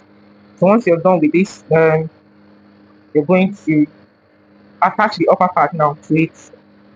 So in attaching the upper part, I use my pencil, okay, to extend this my line on the point. So I extended the line to the edge there. To have that line extended to the edge there is like an added advantage as you're sewing. So all you have to do is make sure you match up the right parts. So my arrow is guiding me and my labeling is also guiding me. So these two things guide you. The label I did, so I know that this part is the center front. So I make sure it matches up with the one that has the center front like this. Then you're going to flip over and you're going to start sewing. So this is where the line is going to help you now. So as I'm about sewing, I have to match it up first. So I'm matching up the lines. Okay, this line now is matching up the line. That's how I also made this lower part. Now I didn't share the video of that. So once you're done matching up the line, you're going to find out that you don't need to place this way to be equal. Okay, this placing it to be equal like this, like making the edges equal like this, is actually wrong, because this is a curve and this is also a curve. So most time curves start in an angle like this. So can you see the difference? So by the time you match up this line to this line, this is actually how you're going to be having the stitch joined together from the edge here. So from the edge is going to be on an angle. This, the curved part now, is the one giving the angle. Can you see? So make sure you place it accurately like that, and you're going to start sewing. So let's pick up.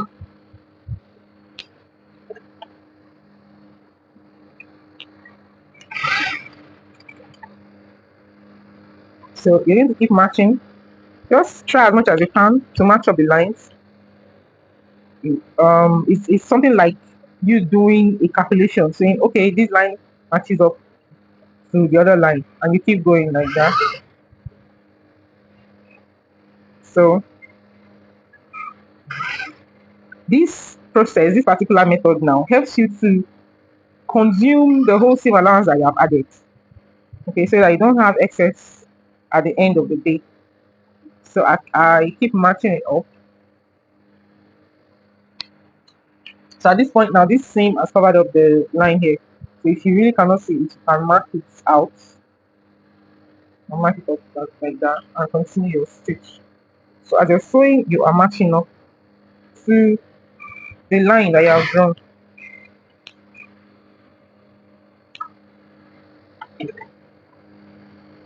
So you know this is a curve.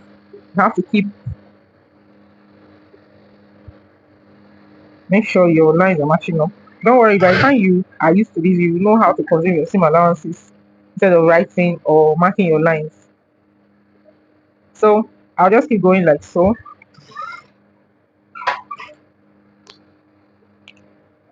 And one thing you want to do is make sure you don't pull these curve parts, okay? Instead, you're pulling the lower parts, because you need them to match up at the end of the day. To match up as much as it can do, it can match up, okay? So keep going. make sure you don't pull the curved part. Instead, if you feel you're running short, pull the lower part instead and sew in the upper part. That's the curve, because the curved part now is on my upper part. So just keep going like so until you reach the end. And this is it.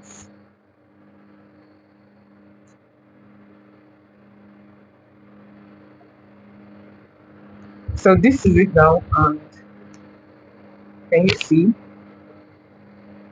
Yes, you can see I have a little bit of excess on this part, but it doesn't matter because it's not much. I can work with it. So using this method helps you to consume your seam allowance.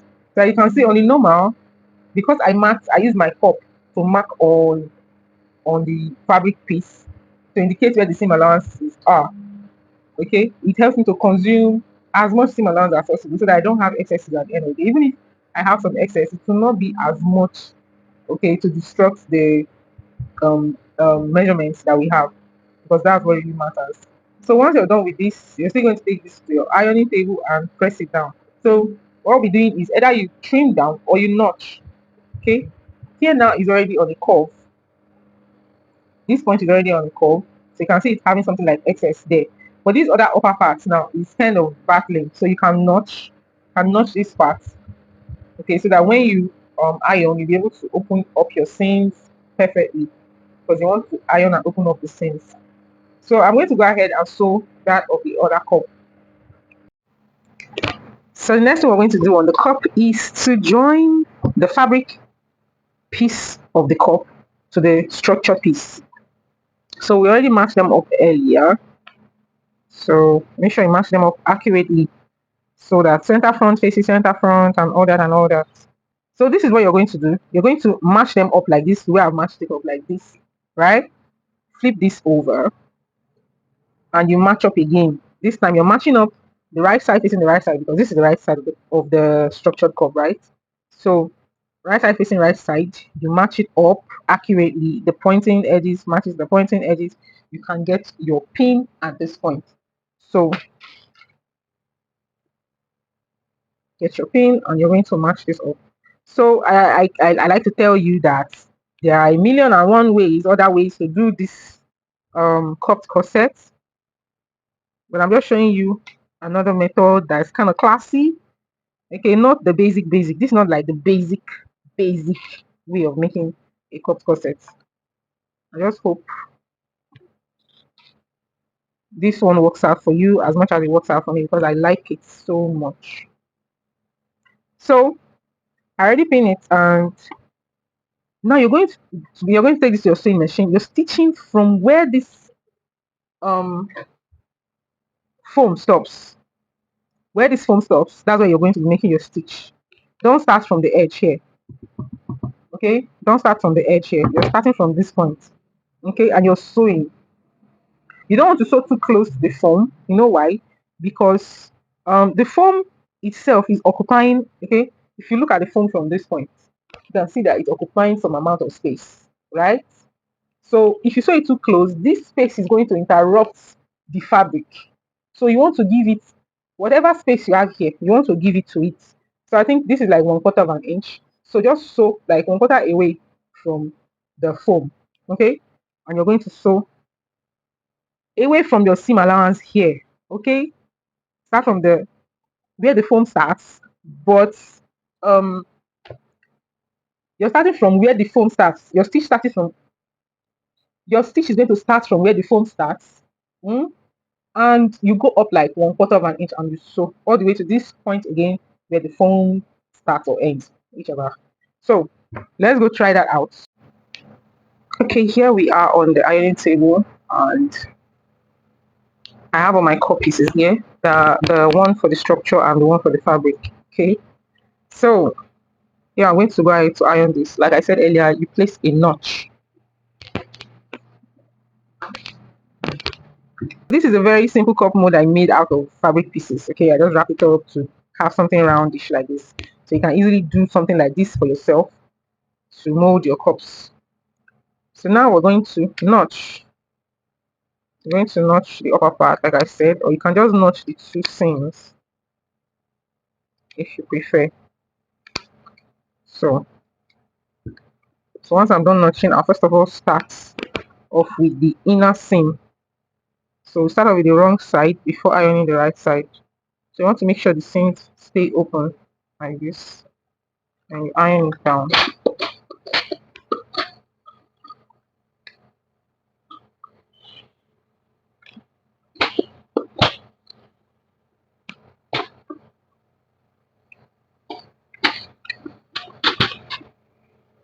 So you can see. So if you feel that the seams are much, you can trim it off. I feel my own seam is much. Just trim it off a little, not that much though. So that's it. So once you're done with the wrong side, you come to the right side now. So make sure your seam stays open, okay? So it keeps it flatter when it stays open.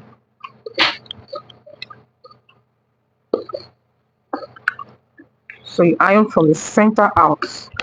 To mold, you iron from the center out. So this is like the molding process for the fabric now.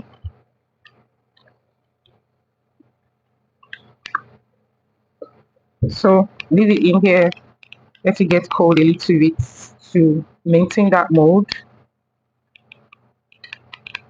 Okay, and you can take it out. So you can see it's well molded. Can you see that? So compare this now and this. Can you see the difference?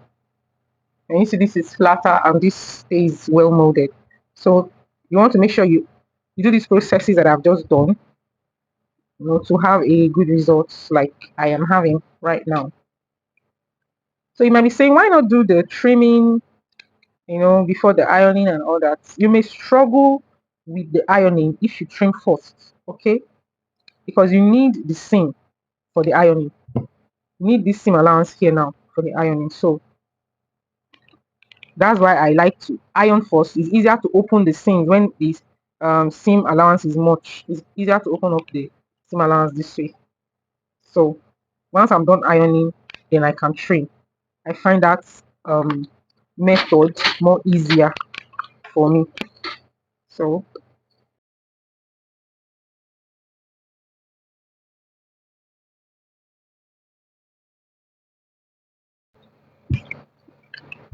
to let it get cold a little bit.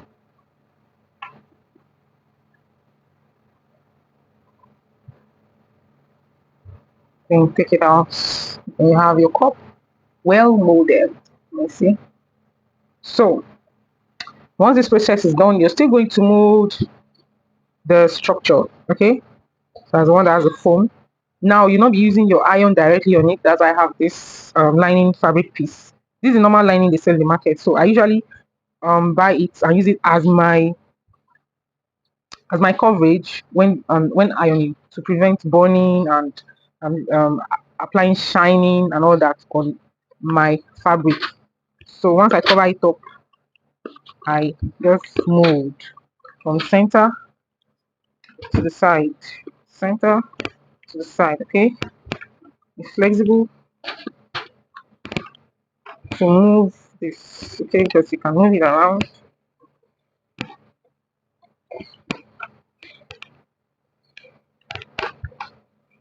Okay, so if you don't have an iron that has a steam, make sure you apply water. Okay, it helps in the molding process. So let it get cold a little.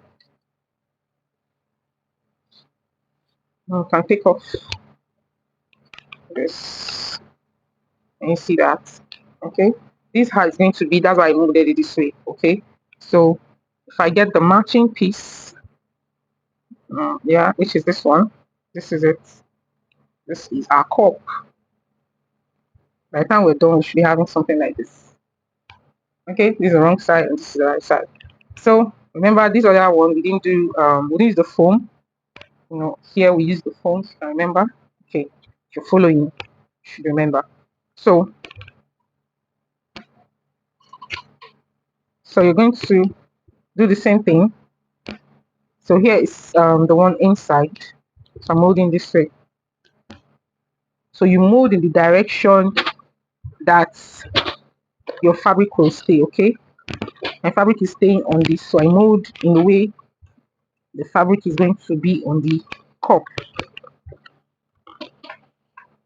So the same process, center to the side, from midpoint to the side, like that, like that, like that, like that, and let it get cold a little. The reason why we let it get cold, the reason why we let it get cold before moving if is to retain that mold. You know, heat is one thing that stretches out fabric or shrinks it. So in the process of applying heat, we are molding, right? So to retain that mold, we need to let it get cold. If not, any movement will make you lose the mold that you have applied. So this is it now. So this is the other cup. This is the other method I told you about. So this is the matching piece, and placing it correctly, we have this. We have this. So at this point, our cup piece is almost ready. So we are going to apply a few other steps now to keep it on the ready mode before we continue. So let's see the next step to go. Right here, I'm gonna head to sew just one. I just did this one to show you something very, very important. I forgot to mention it earlier. Now, when you sew this cup together like this and you flip over, you're going to notice that the lining part becomes more than the main fabric. Like it happens most times like this. So what do you do? Most times what I do is this. Anyway, if I remember, because sometimes I can manipulate this and continue what I'm doing. I can work with whatever I have here. But just to be on the safe side. So number one is, from the beginning, you want to make sure that you took your accurate seam allowance. You added your accurate seam allowance, okay, to the whole of your fabric piece especially. Because as you can see now, I have excesses around this cup. This excess now is also going to help me to finish up the cup. So I don't have these seam allowances here, okay. It's maybe a little bit difficult for me. I might be struggling with it. So what I want to show you is this, because when you flip over, when you're done sewing, when you sew, it's going to be like this. Then you need to flip it out, okay. You need to flip it out like this to cover it up this way, so that you have this at the end of the day, something like this at the end of the day. So for you not to have a shortage of fabric here, because you can see now that it is the lining that is more than the main fabric. So the lining itself, you can decide to trim it just 1/4 of an inch around it, okay. 1/4 of an inch is very, very okay. So this is what I'm going to do. I'll trim. So what are you doing now? That excess that is coming out here is what we are trimming off. Just the lining, just the lining, that this is our lining, not the main fabric. Okay, you want to make sure you're carefully trimming. You don't want to trim off everything. You need it, please. So once you're done trimming off that 1/4 of an inch, you can now go ahead and sew. So at this point now, the main fabric is more than the lining itself. So you can go ahead and pin this down. Okay, you pin it down and you go and sew. So I'll just go and sew this now. I'll come and show you what I have, so that you can see the difference between what we have here and what we're going to be having here. So let's go. So I'm back. So you can see how I stitched. I told you, you start from where the structure starts. That's your foam or your wadding, whichever you're using. So you start from there and end there also. So let's flip over. So I flipped over. Let's see how it turned out. So you can see we have minimum excess here compared to what we have on this part. So that's just how to go about that particular step. So the next thing you're going to do now is to iron this down, because you want to mold this together. You want them to like fuse together, okay. So I'm going to use my iron now to press it down. So the next thing we're going to do now is to sew this cup into this, like so. But right here, you can, I don't know if you can see that from there, Right here, you can notice that, oh, seems like the cup is bigger than what we have here for this. So what you're just going to do is to measure, okay?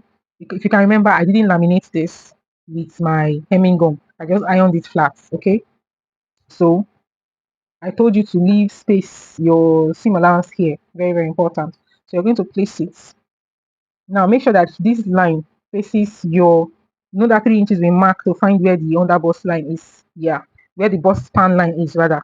So that point now is this particular boning channel, right? So on this particular boning channel now, place this line, this cup line, okay? Place it until you're able to bring this to this point, okay? Once you're able to bring this to this point and bring this also to this point, okay? Make sure you don't have any excess. Make sure you don't have any excess, okay? So once you're done with that, we're going to take note of this point now. So once this is equal here and equal here, you're going to take note of this particular point. So the point you're taking note of is where your wadding stop, not where the fabric is, okay? Because you want to leave some seam allowances. So that's like around this point for me. Let me get the white chalk. So around this point. So here we're not taking in anything much here. We're just going to follow this up like this and this. So all of this happens when it turns out it's not equal. Come on, you can trim. Don't be hard on yourself. So make sure you don't trim too much here, okay? Just take it out. In fact, take it out. Don't touch this place. And don't touch here too. Just take it out like this. You just want to have more cup in here, okay? So I'm going to go ahead, this marking now. So that's why I'm using this particular chalk. I'll just use this particular chalk. Just draw it more, draw it more, draw it more. And I'll place this like this to transfer the marking. I'll just transfer the marking like this.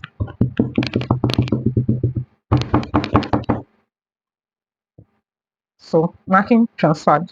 So you can make it bold the more like this. So once you're done with that, you're going to trim. Yes, I'm trimming this off.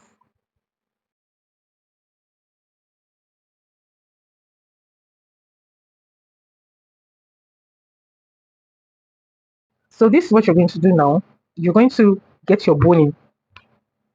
Okay, I'll just set this cup aside, set the line aside. You're going to get the boning you want to use for the front now. This is the right time to insert your boning before we continue.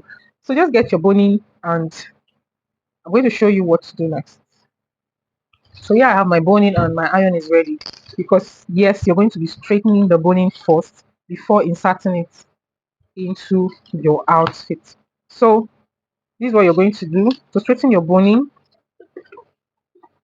you just place it, okay? Just cut out a whole amount, like up to 4 yards. So whatever that you have, you can keep it. Whatever, if you have any remnants, you can keep it. So you place your boning this way. You place your lining fabric on top of it before you place your iron. So press down your iron with your right hand like this. Then move the boning slowly with your left hand. So slowly so that the heat can penetrate enough to straighten it. So I'll keep going that way. Mind it can be hot here. So you want to make sure your outfit, your fabric is not burning. So just keep going like this.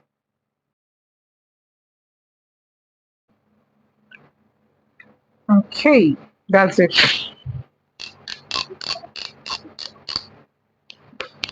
So everything is all straight up, can you see? So we're going to be inserting this now.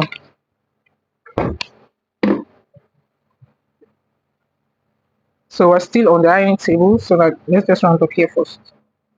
So what you do is you measure what is going to occupy, like so.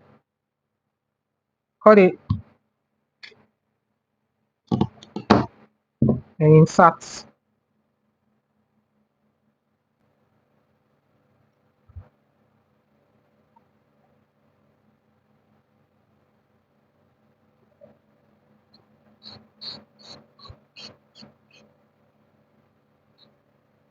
So this one inserted. We're going to keep going like that. So when it comes to these points, okay, you want to make sure you follow the hole.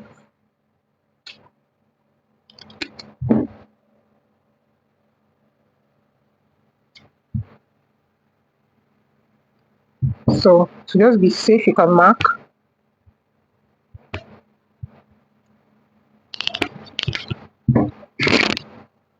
Can mark before you insert it.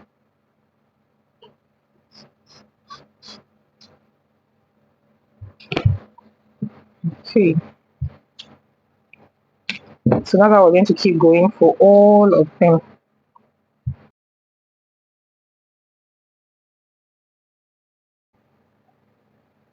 So when it comes to this point, okay, this center area here, I'm going to be coming down by ½ inch here. I'm not going to take it all the way to the top.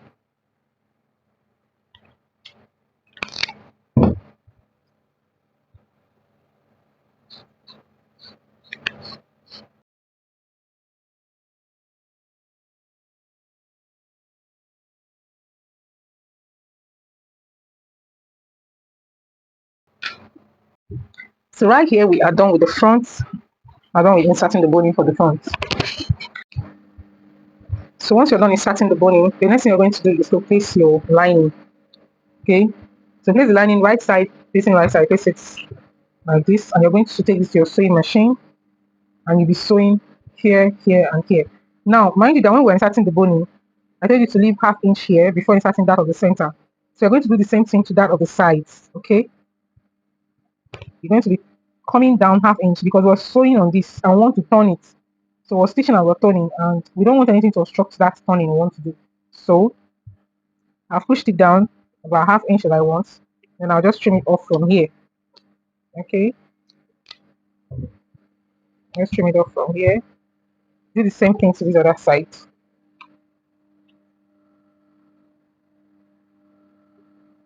So ½ inch is okay.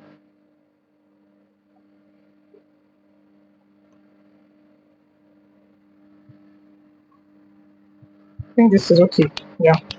So if you feel maybe the boning obstructs you or your sewing machine cannot pass through the boning when you're sewing, please and please make sure that you mark the ½ inch you need on this cup area, and make sure that boning does not get to it. Okay, so once you mark out your ½ inch, you know where your ½ inch is going to be. The boning that we just inserted should be below that point or on that point, so that your sewing machine will be able to sew as we move along. So that being clarified and said, we're going to go to the sewing machine now and stitch this down.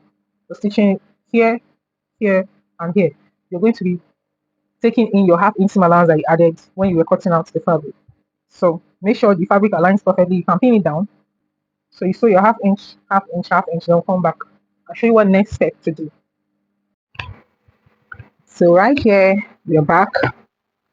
I've stitched it, and I also did a top stitch. You can see, I don't know if you can see my stitches. I did a top stitch here on the lining part to push the lining inward, okay, so that it doesn't show on the right side. So next, you can notice we're still on the ironing table. So next thing we're going to be doing now is to laminate these two together. Yes, we want them to be one. They're going to be one like this. So I'm going to be using my hemming gun to do that.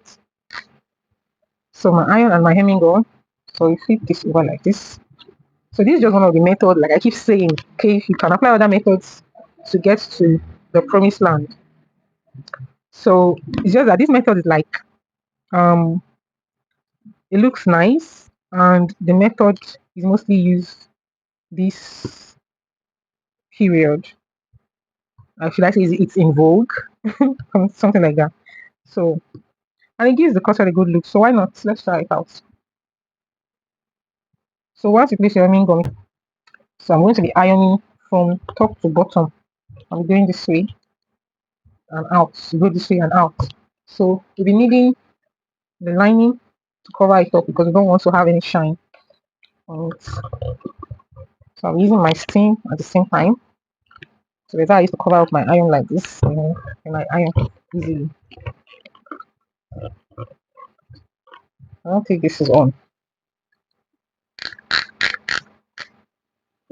Okay, that's better.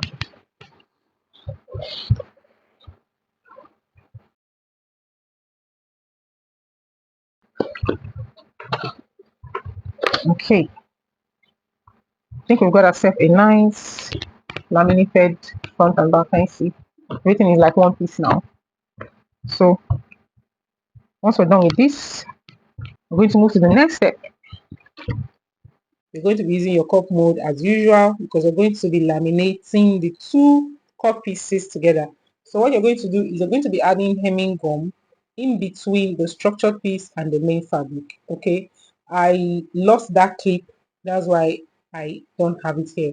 So once you're done, you're going to iron from the midpoint out like this. So doing this will keep the two pieces together. Okay, two of them stays together. So when putting your hemming gum, you want to make sure that you avoid that your half inch seam allowance on the edge of that lower part, okay? Because later we're still going to be needing it, so we're going to be using that seam allowance. So you want to press down from midpoint all the way. As you're pressing down, laminating it together, you are molding at the same time. So I'm molding at the same time. So you want to leave that piece. You can see that that edge is opened. You want to leave there open. So we're going to go ahead and do the same thing for the other cup piece. And it is ready. Next, you're going to attach the cup to the main bodies. So there are some factors you're going to consider before doing this. First of all, you have to create notch around this area to give it more stretch when you're attaching it. So I've already clipped the edges here. You want to clip just not too much so that you don't um go inside too much towards the seam allowance that you have. We have about half inch seam allowance here. So once you're done with that, you're going to get the cup itself. Then you're going to trim the lining itself. We're trimming the lining itself a little bit to be we're trimming the lining itself to be a little bit smaller than the main fabric. This is our main fabric, right? So as you can see, I've done that here.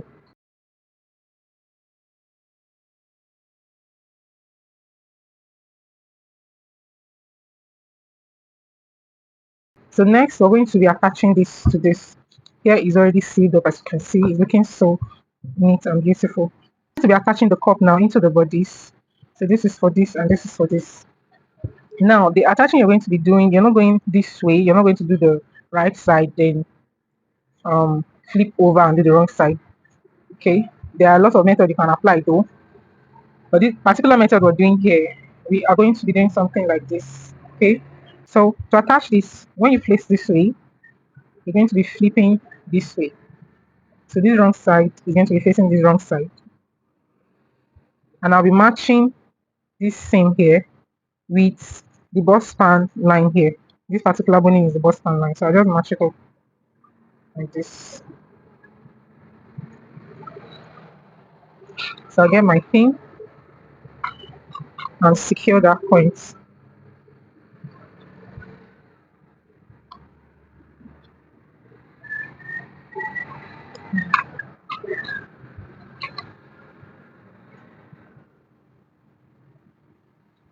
So I'll flip to this wrong side now and so you can pop the cup in so that you can be able to do the sewing. Just pop it in like this. Then you're going to work this down to the beginning like this. So to be on the safe side, you can just use your chalk. Just go to the right side like this. And use your chalk to find the point where your seam allowance should pass through here. From here now, we know that this is the allowance we're going to take. So I just transfer that marking to this wrong side to know that, okay, this is where the allowance will pass. This will make these points to be equal. Not when one is closer and the other one will be far. Okay, these are just the little things you do to have accuracy.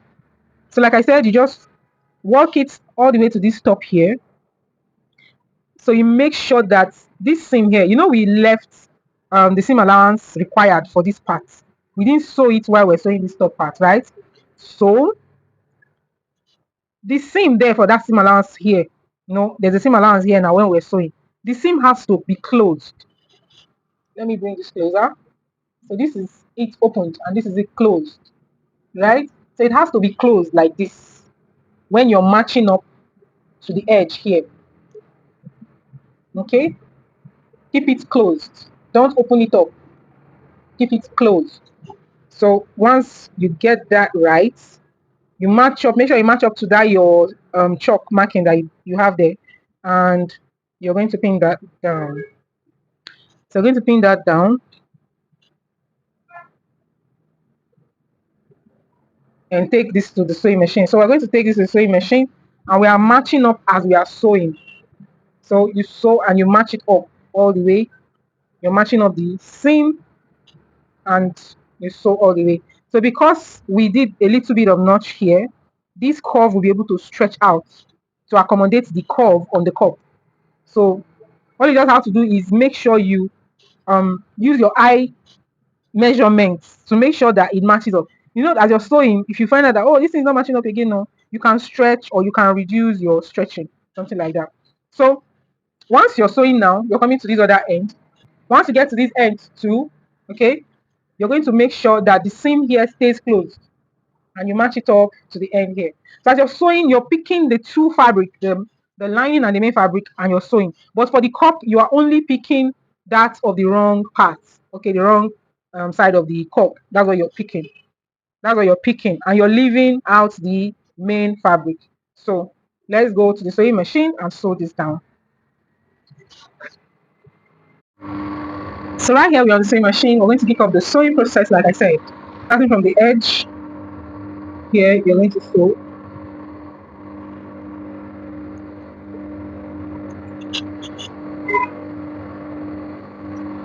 So I just took out my pin.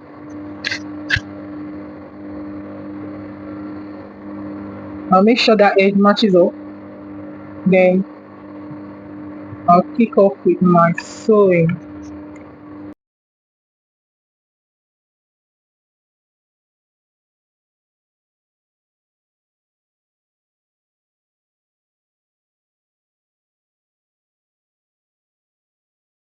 Gone.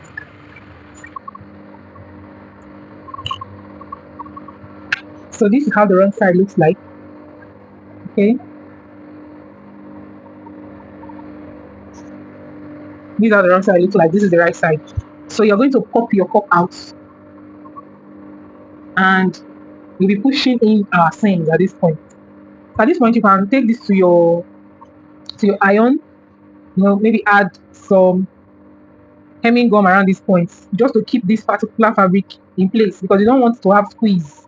So if you've not added your hemming gum at this point, this is the right point to add it. Okay.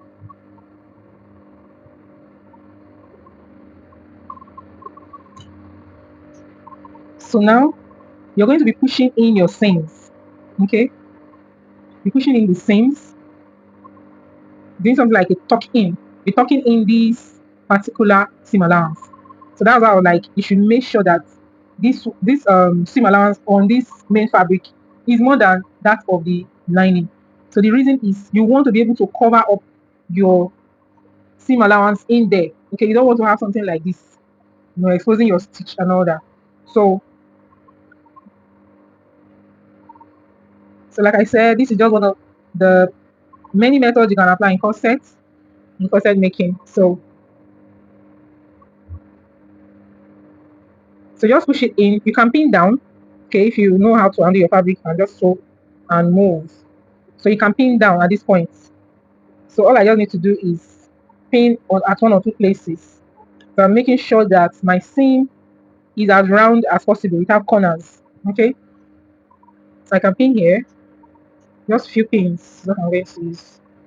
I just continue like that. So making sure that this covers up my seam allowances there, and even my thread. That's the seam. Okay, so you can just keep going. like so.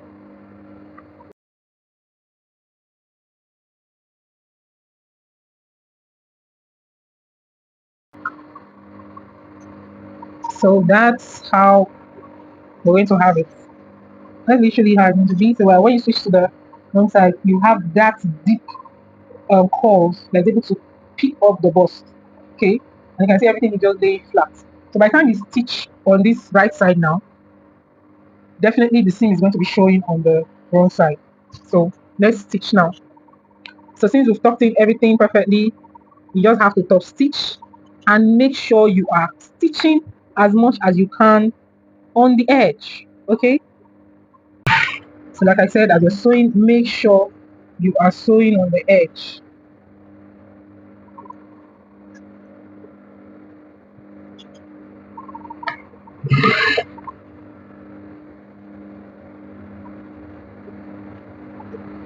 So I'm trying to pull off any excess there and keep going.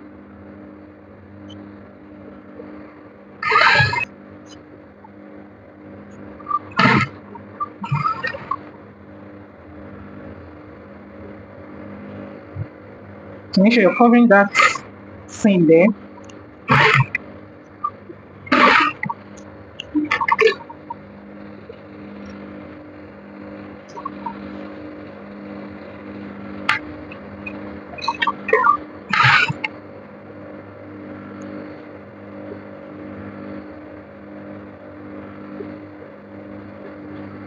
And once I'm getting to this edge again that is not structure, you pull it, okay? You stretch it out so you don't have excesses inside.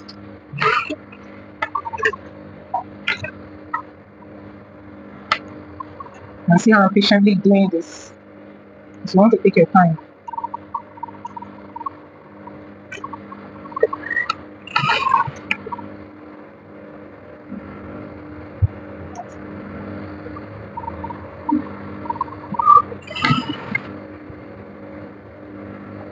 Okay? So I'm almost at the end now. So I'm making sure I'm pulling, as you can see.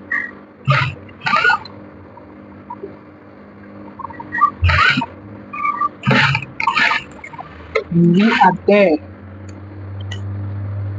So right here is the result. So can you see how neatly done it is?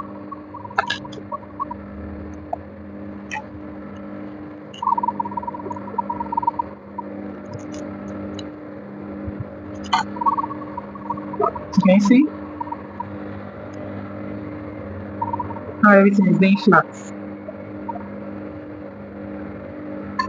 So you can see the seam just narrowly showing here. You can see it. Just a little bit of tiny, not that visible. If I'd used the color of this fabric on the under, you probably not be seeing the seam at all. Okay, so now we're done with this. We're going to go ahead and fix the other cup. So remember we used the foam here, and this is the wadding. I actually feel the wadding is deeper, and I like the mold it's giving right now. Like after molding it, it's now looking finer than that of the foam. Actually thought I preferred that of the foam before. But right now it's like I'm changing my mind. But all the same, remember this is a practical. We're just carrying this out to know the result it will give us. So as you can see, we are seeing the result already. Okay. So the same thing applies, and we are done.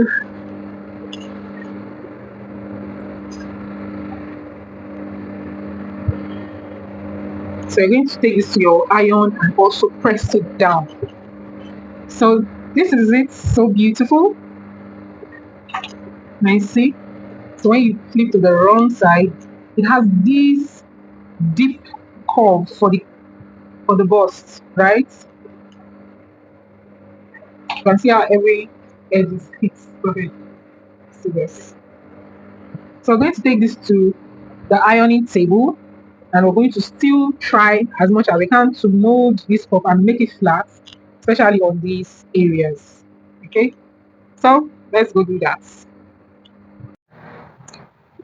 So right here We're gonna have to join the top part, as you can see. And I'm giving it a good press.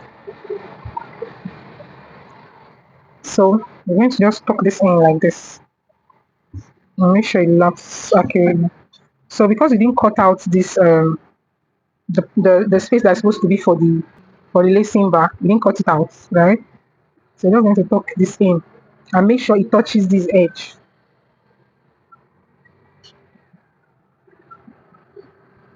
So you tuck it in all the way. Can pin it down.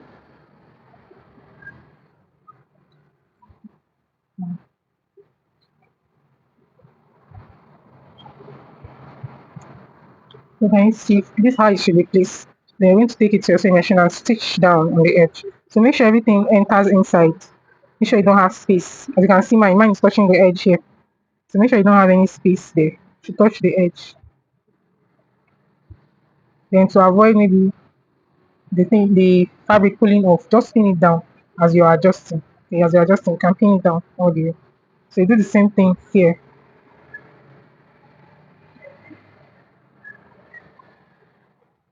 So because we folded in the fabric, it will be very easy for you to sew.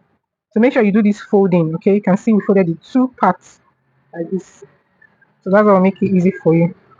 So that once you just stitch here, the one under will also stitch down.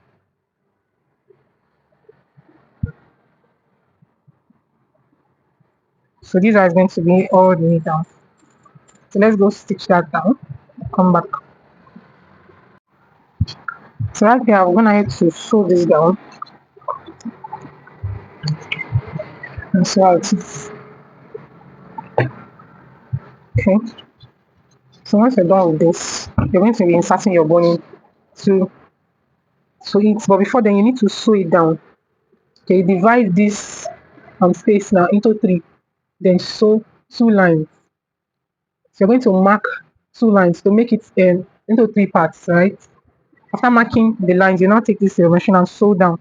And I've already done that here. So the midpoint will be for your eyelets, while the sides will be for your boning. Then when you're done with that, you go ahead and insert your boning inside.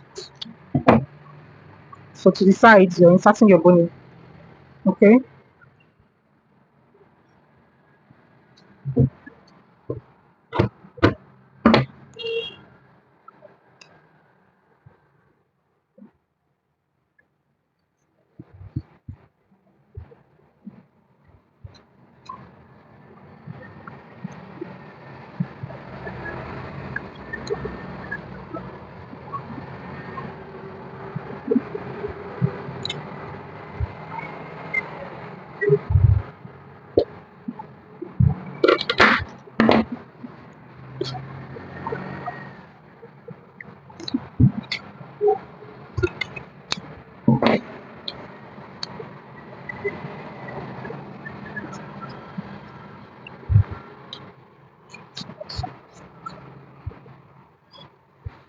So I've inserted this one. So this midpoint now becomes your eyelet channel. So what you just have to do is mark the points where you want the eyelet to be. So just mark like this. You can see I came down a little bit here before marking so that it will occupy that circle there. Then you can do 1 inch apart or 1.5 or 1 1/4. Let's do 1 1/4. So that's how you mark it. And make sure you are in the midpoint.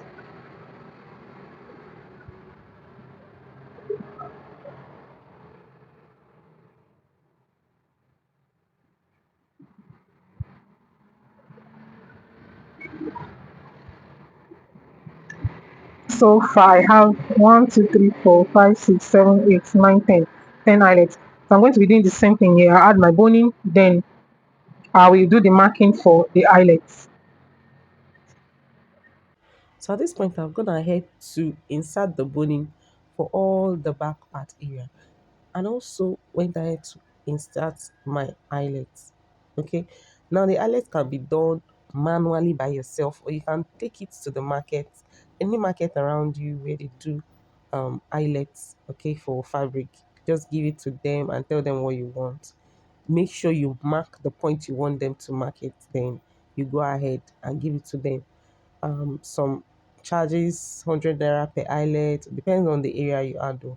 Then when you're done with this, you can continue as this video goes. Okay, so it's quite easy to do. But if you have the material and machines to do it, you can go ahead and do it by yourself. Okay. We're going to go ahead and join the front and the back together. So this is my front. I'm going to place it. Okay, now to attach the two together, it depends on you and the kind of design you want to get or what you're making. So you can do the right side facing right side. In this case, your seams will stay inside. That's not on the right side. Your seam will not come out on the right side to the inside. So by the time you're done, you should have something like this. Or you can decide to do the one that your seam will come out to the front, and at the end you will use the bias strip that we use here, which is just the boning channel. At the end, you now use the boning channel to cover it up. So it looks like there's a boning channel there. And you can even go ahead and add boning into that boning channel that you use. So we're going to be doing this method. We'll be doing this particular method. Okay. So as you can see, it's like what you're going to have. So at this point, you can go ahead and check your measurement, especially that of the waist, to see if it's going to match up with what you have. So my waist is around here. So if I sew my 1 inch out, sew my 1 inch out of here, we'll be having about 15 and a half. I have like 31. So which is not bad. So but if you maybe you place your own, because of sewing, you may have not taken out all your seam allowances and all that.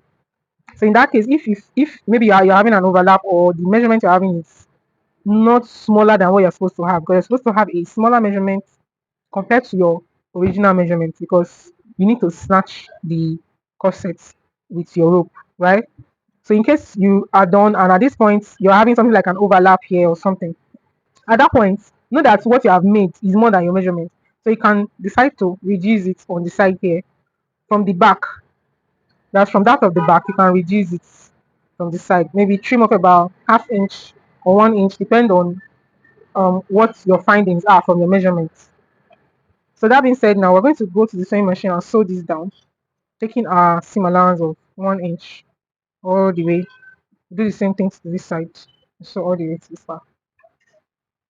At this point, you can see I'm done joining at the side. I'm trying to fit it here to see the outcome of this corset that we have made. Now, the side seam are still there, as you can see, right? But it's not even as snatched as I want it to be. But you can see that overlap I was telling you about at the back.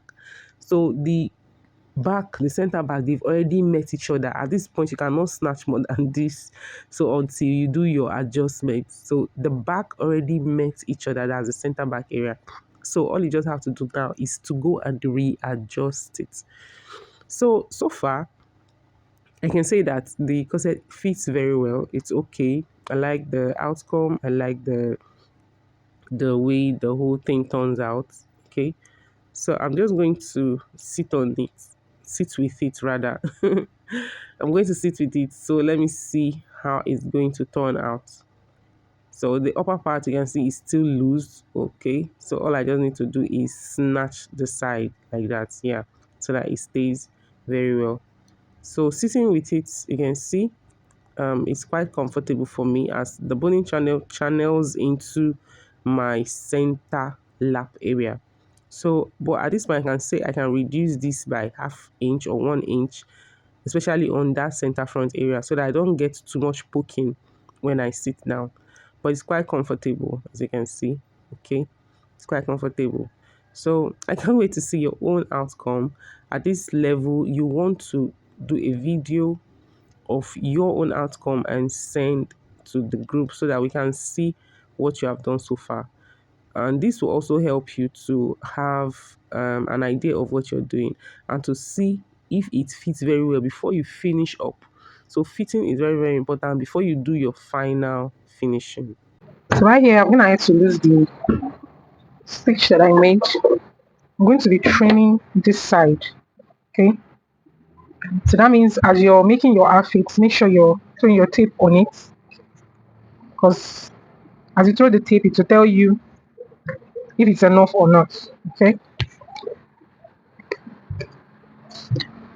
so when I say throw the tape, I mean measure to see your body measurement there that is required.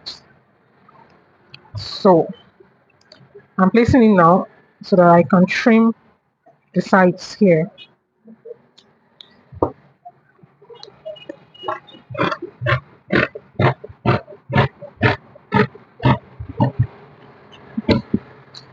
So I've successfully trimmed about 1 inch out. So when I place this back now and sew again, we'll be able to get that space in between the lacing bar a little bit. But because I don't want mine to be really too open, so that's why I'm a little bit conscious about it.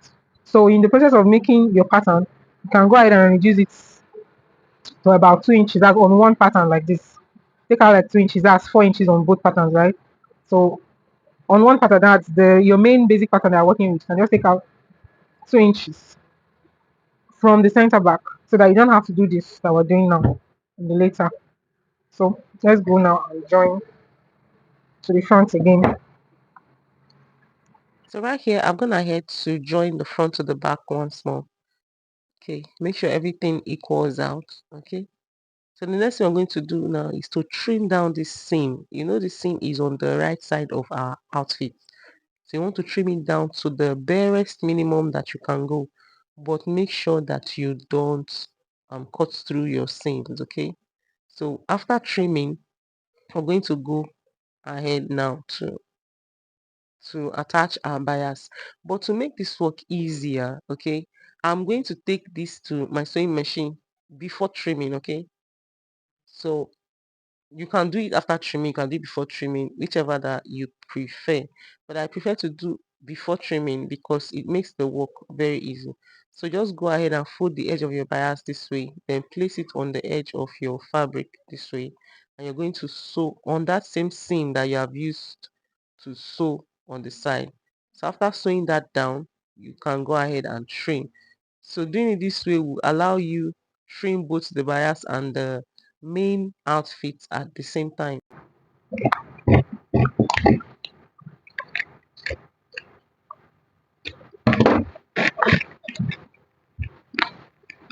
So you're going to place it the same and close. Okay.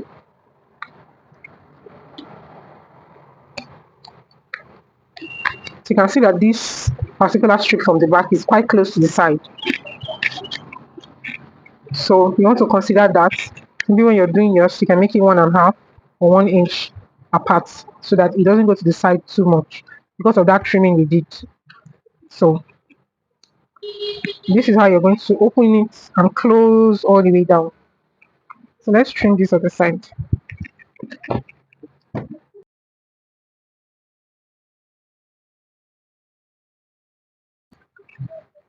So the same thing applies. Let's take this to your sewing machine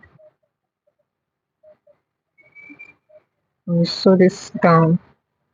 So because the side is in curve, right? You need to open up the seam this way as you're sewing. You open it up and keep sewing that way.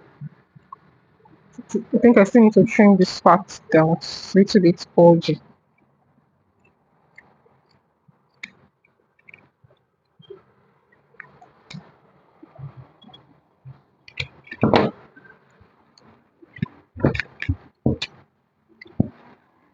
So once we're done with this now, is to hem the hemline. The same way we applied this. That's how the hemline is done. Okay, so let's go do it and come back. And right here is our finished corset. So you can see that the hemline has been hemmed, everything has been put in place. So this is the wrong side. You can see how neat it's looking. Now here is the right side. Okay. So you want to make sure you make yours to be more beautiful than what I have here for mine. Okay.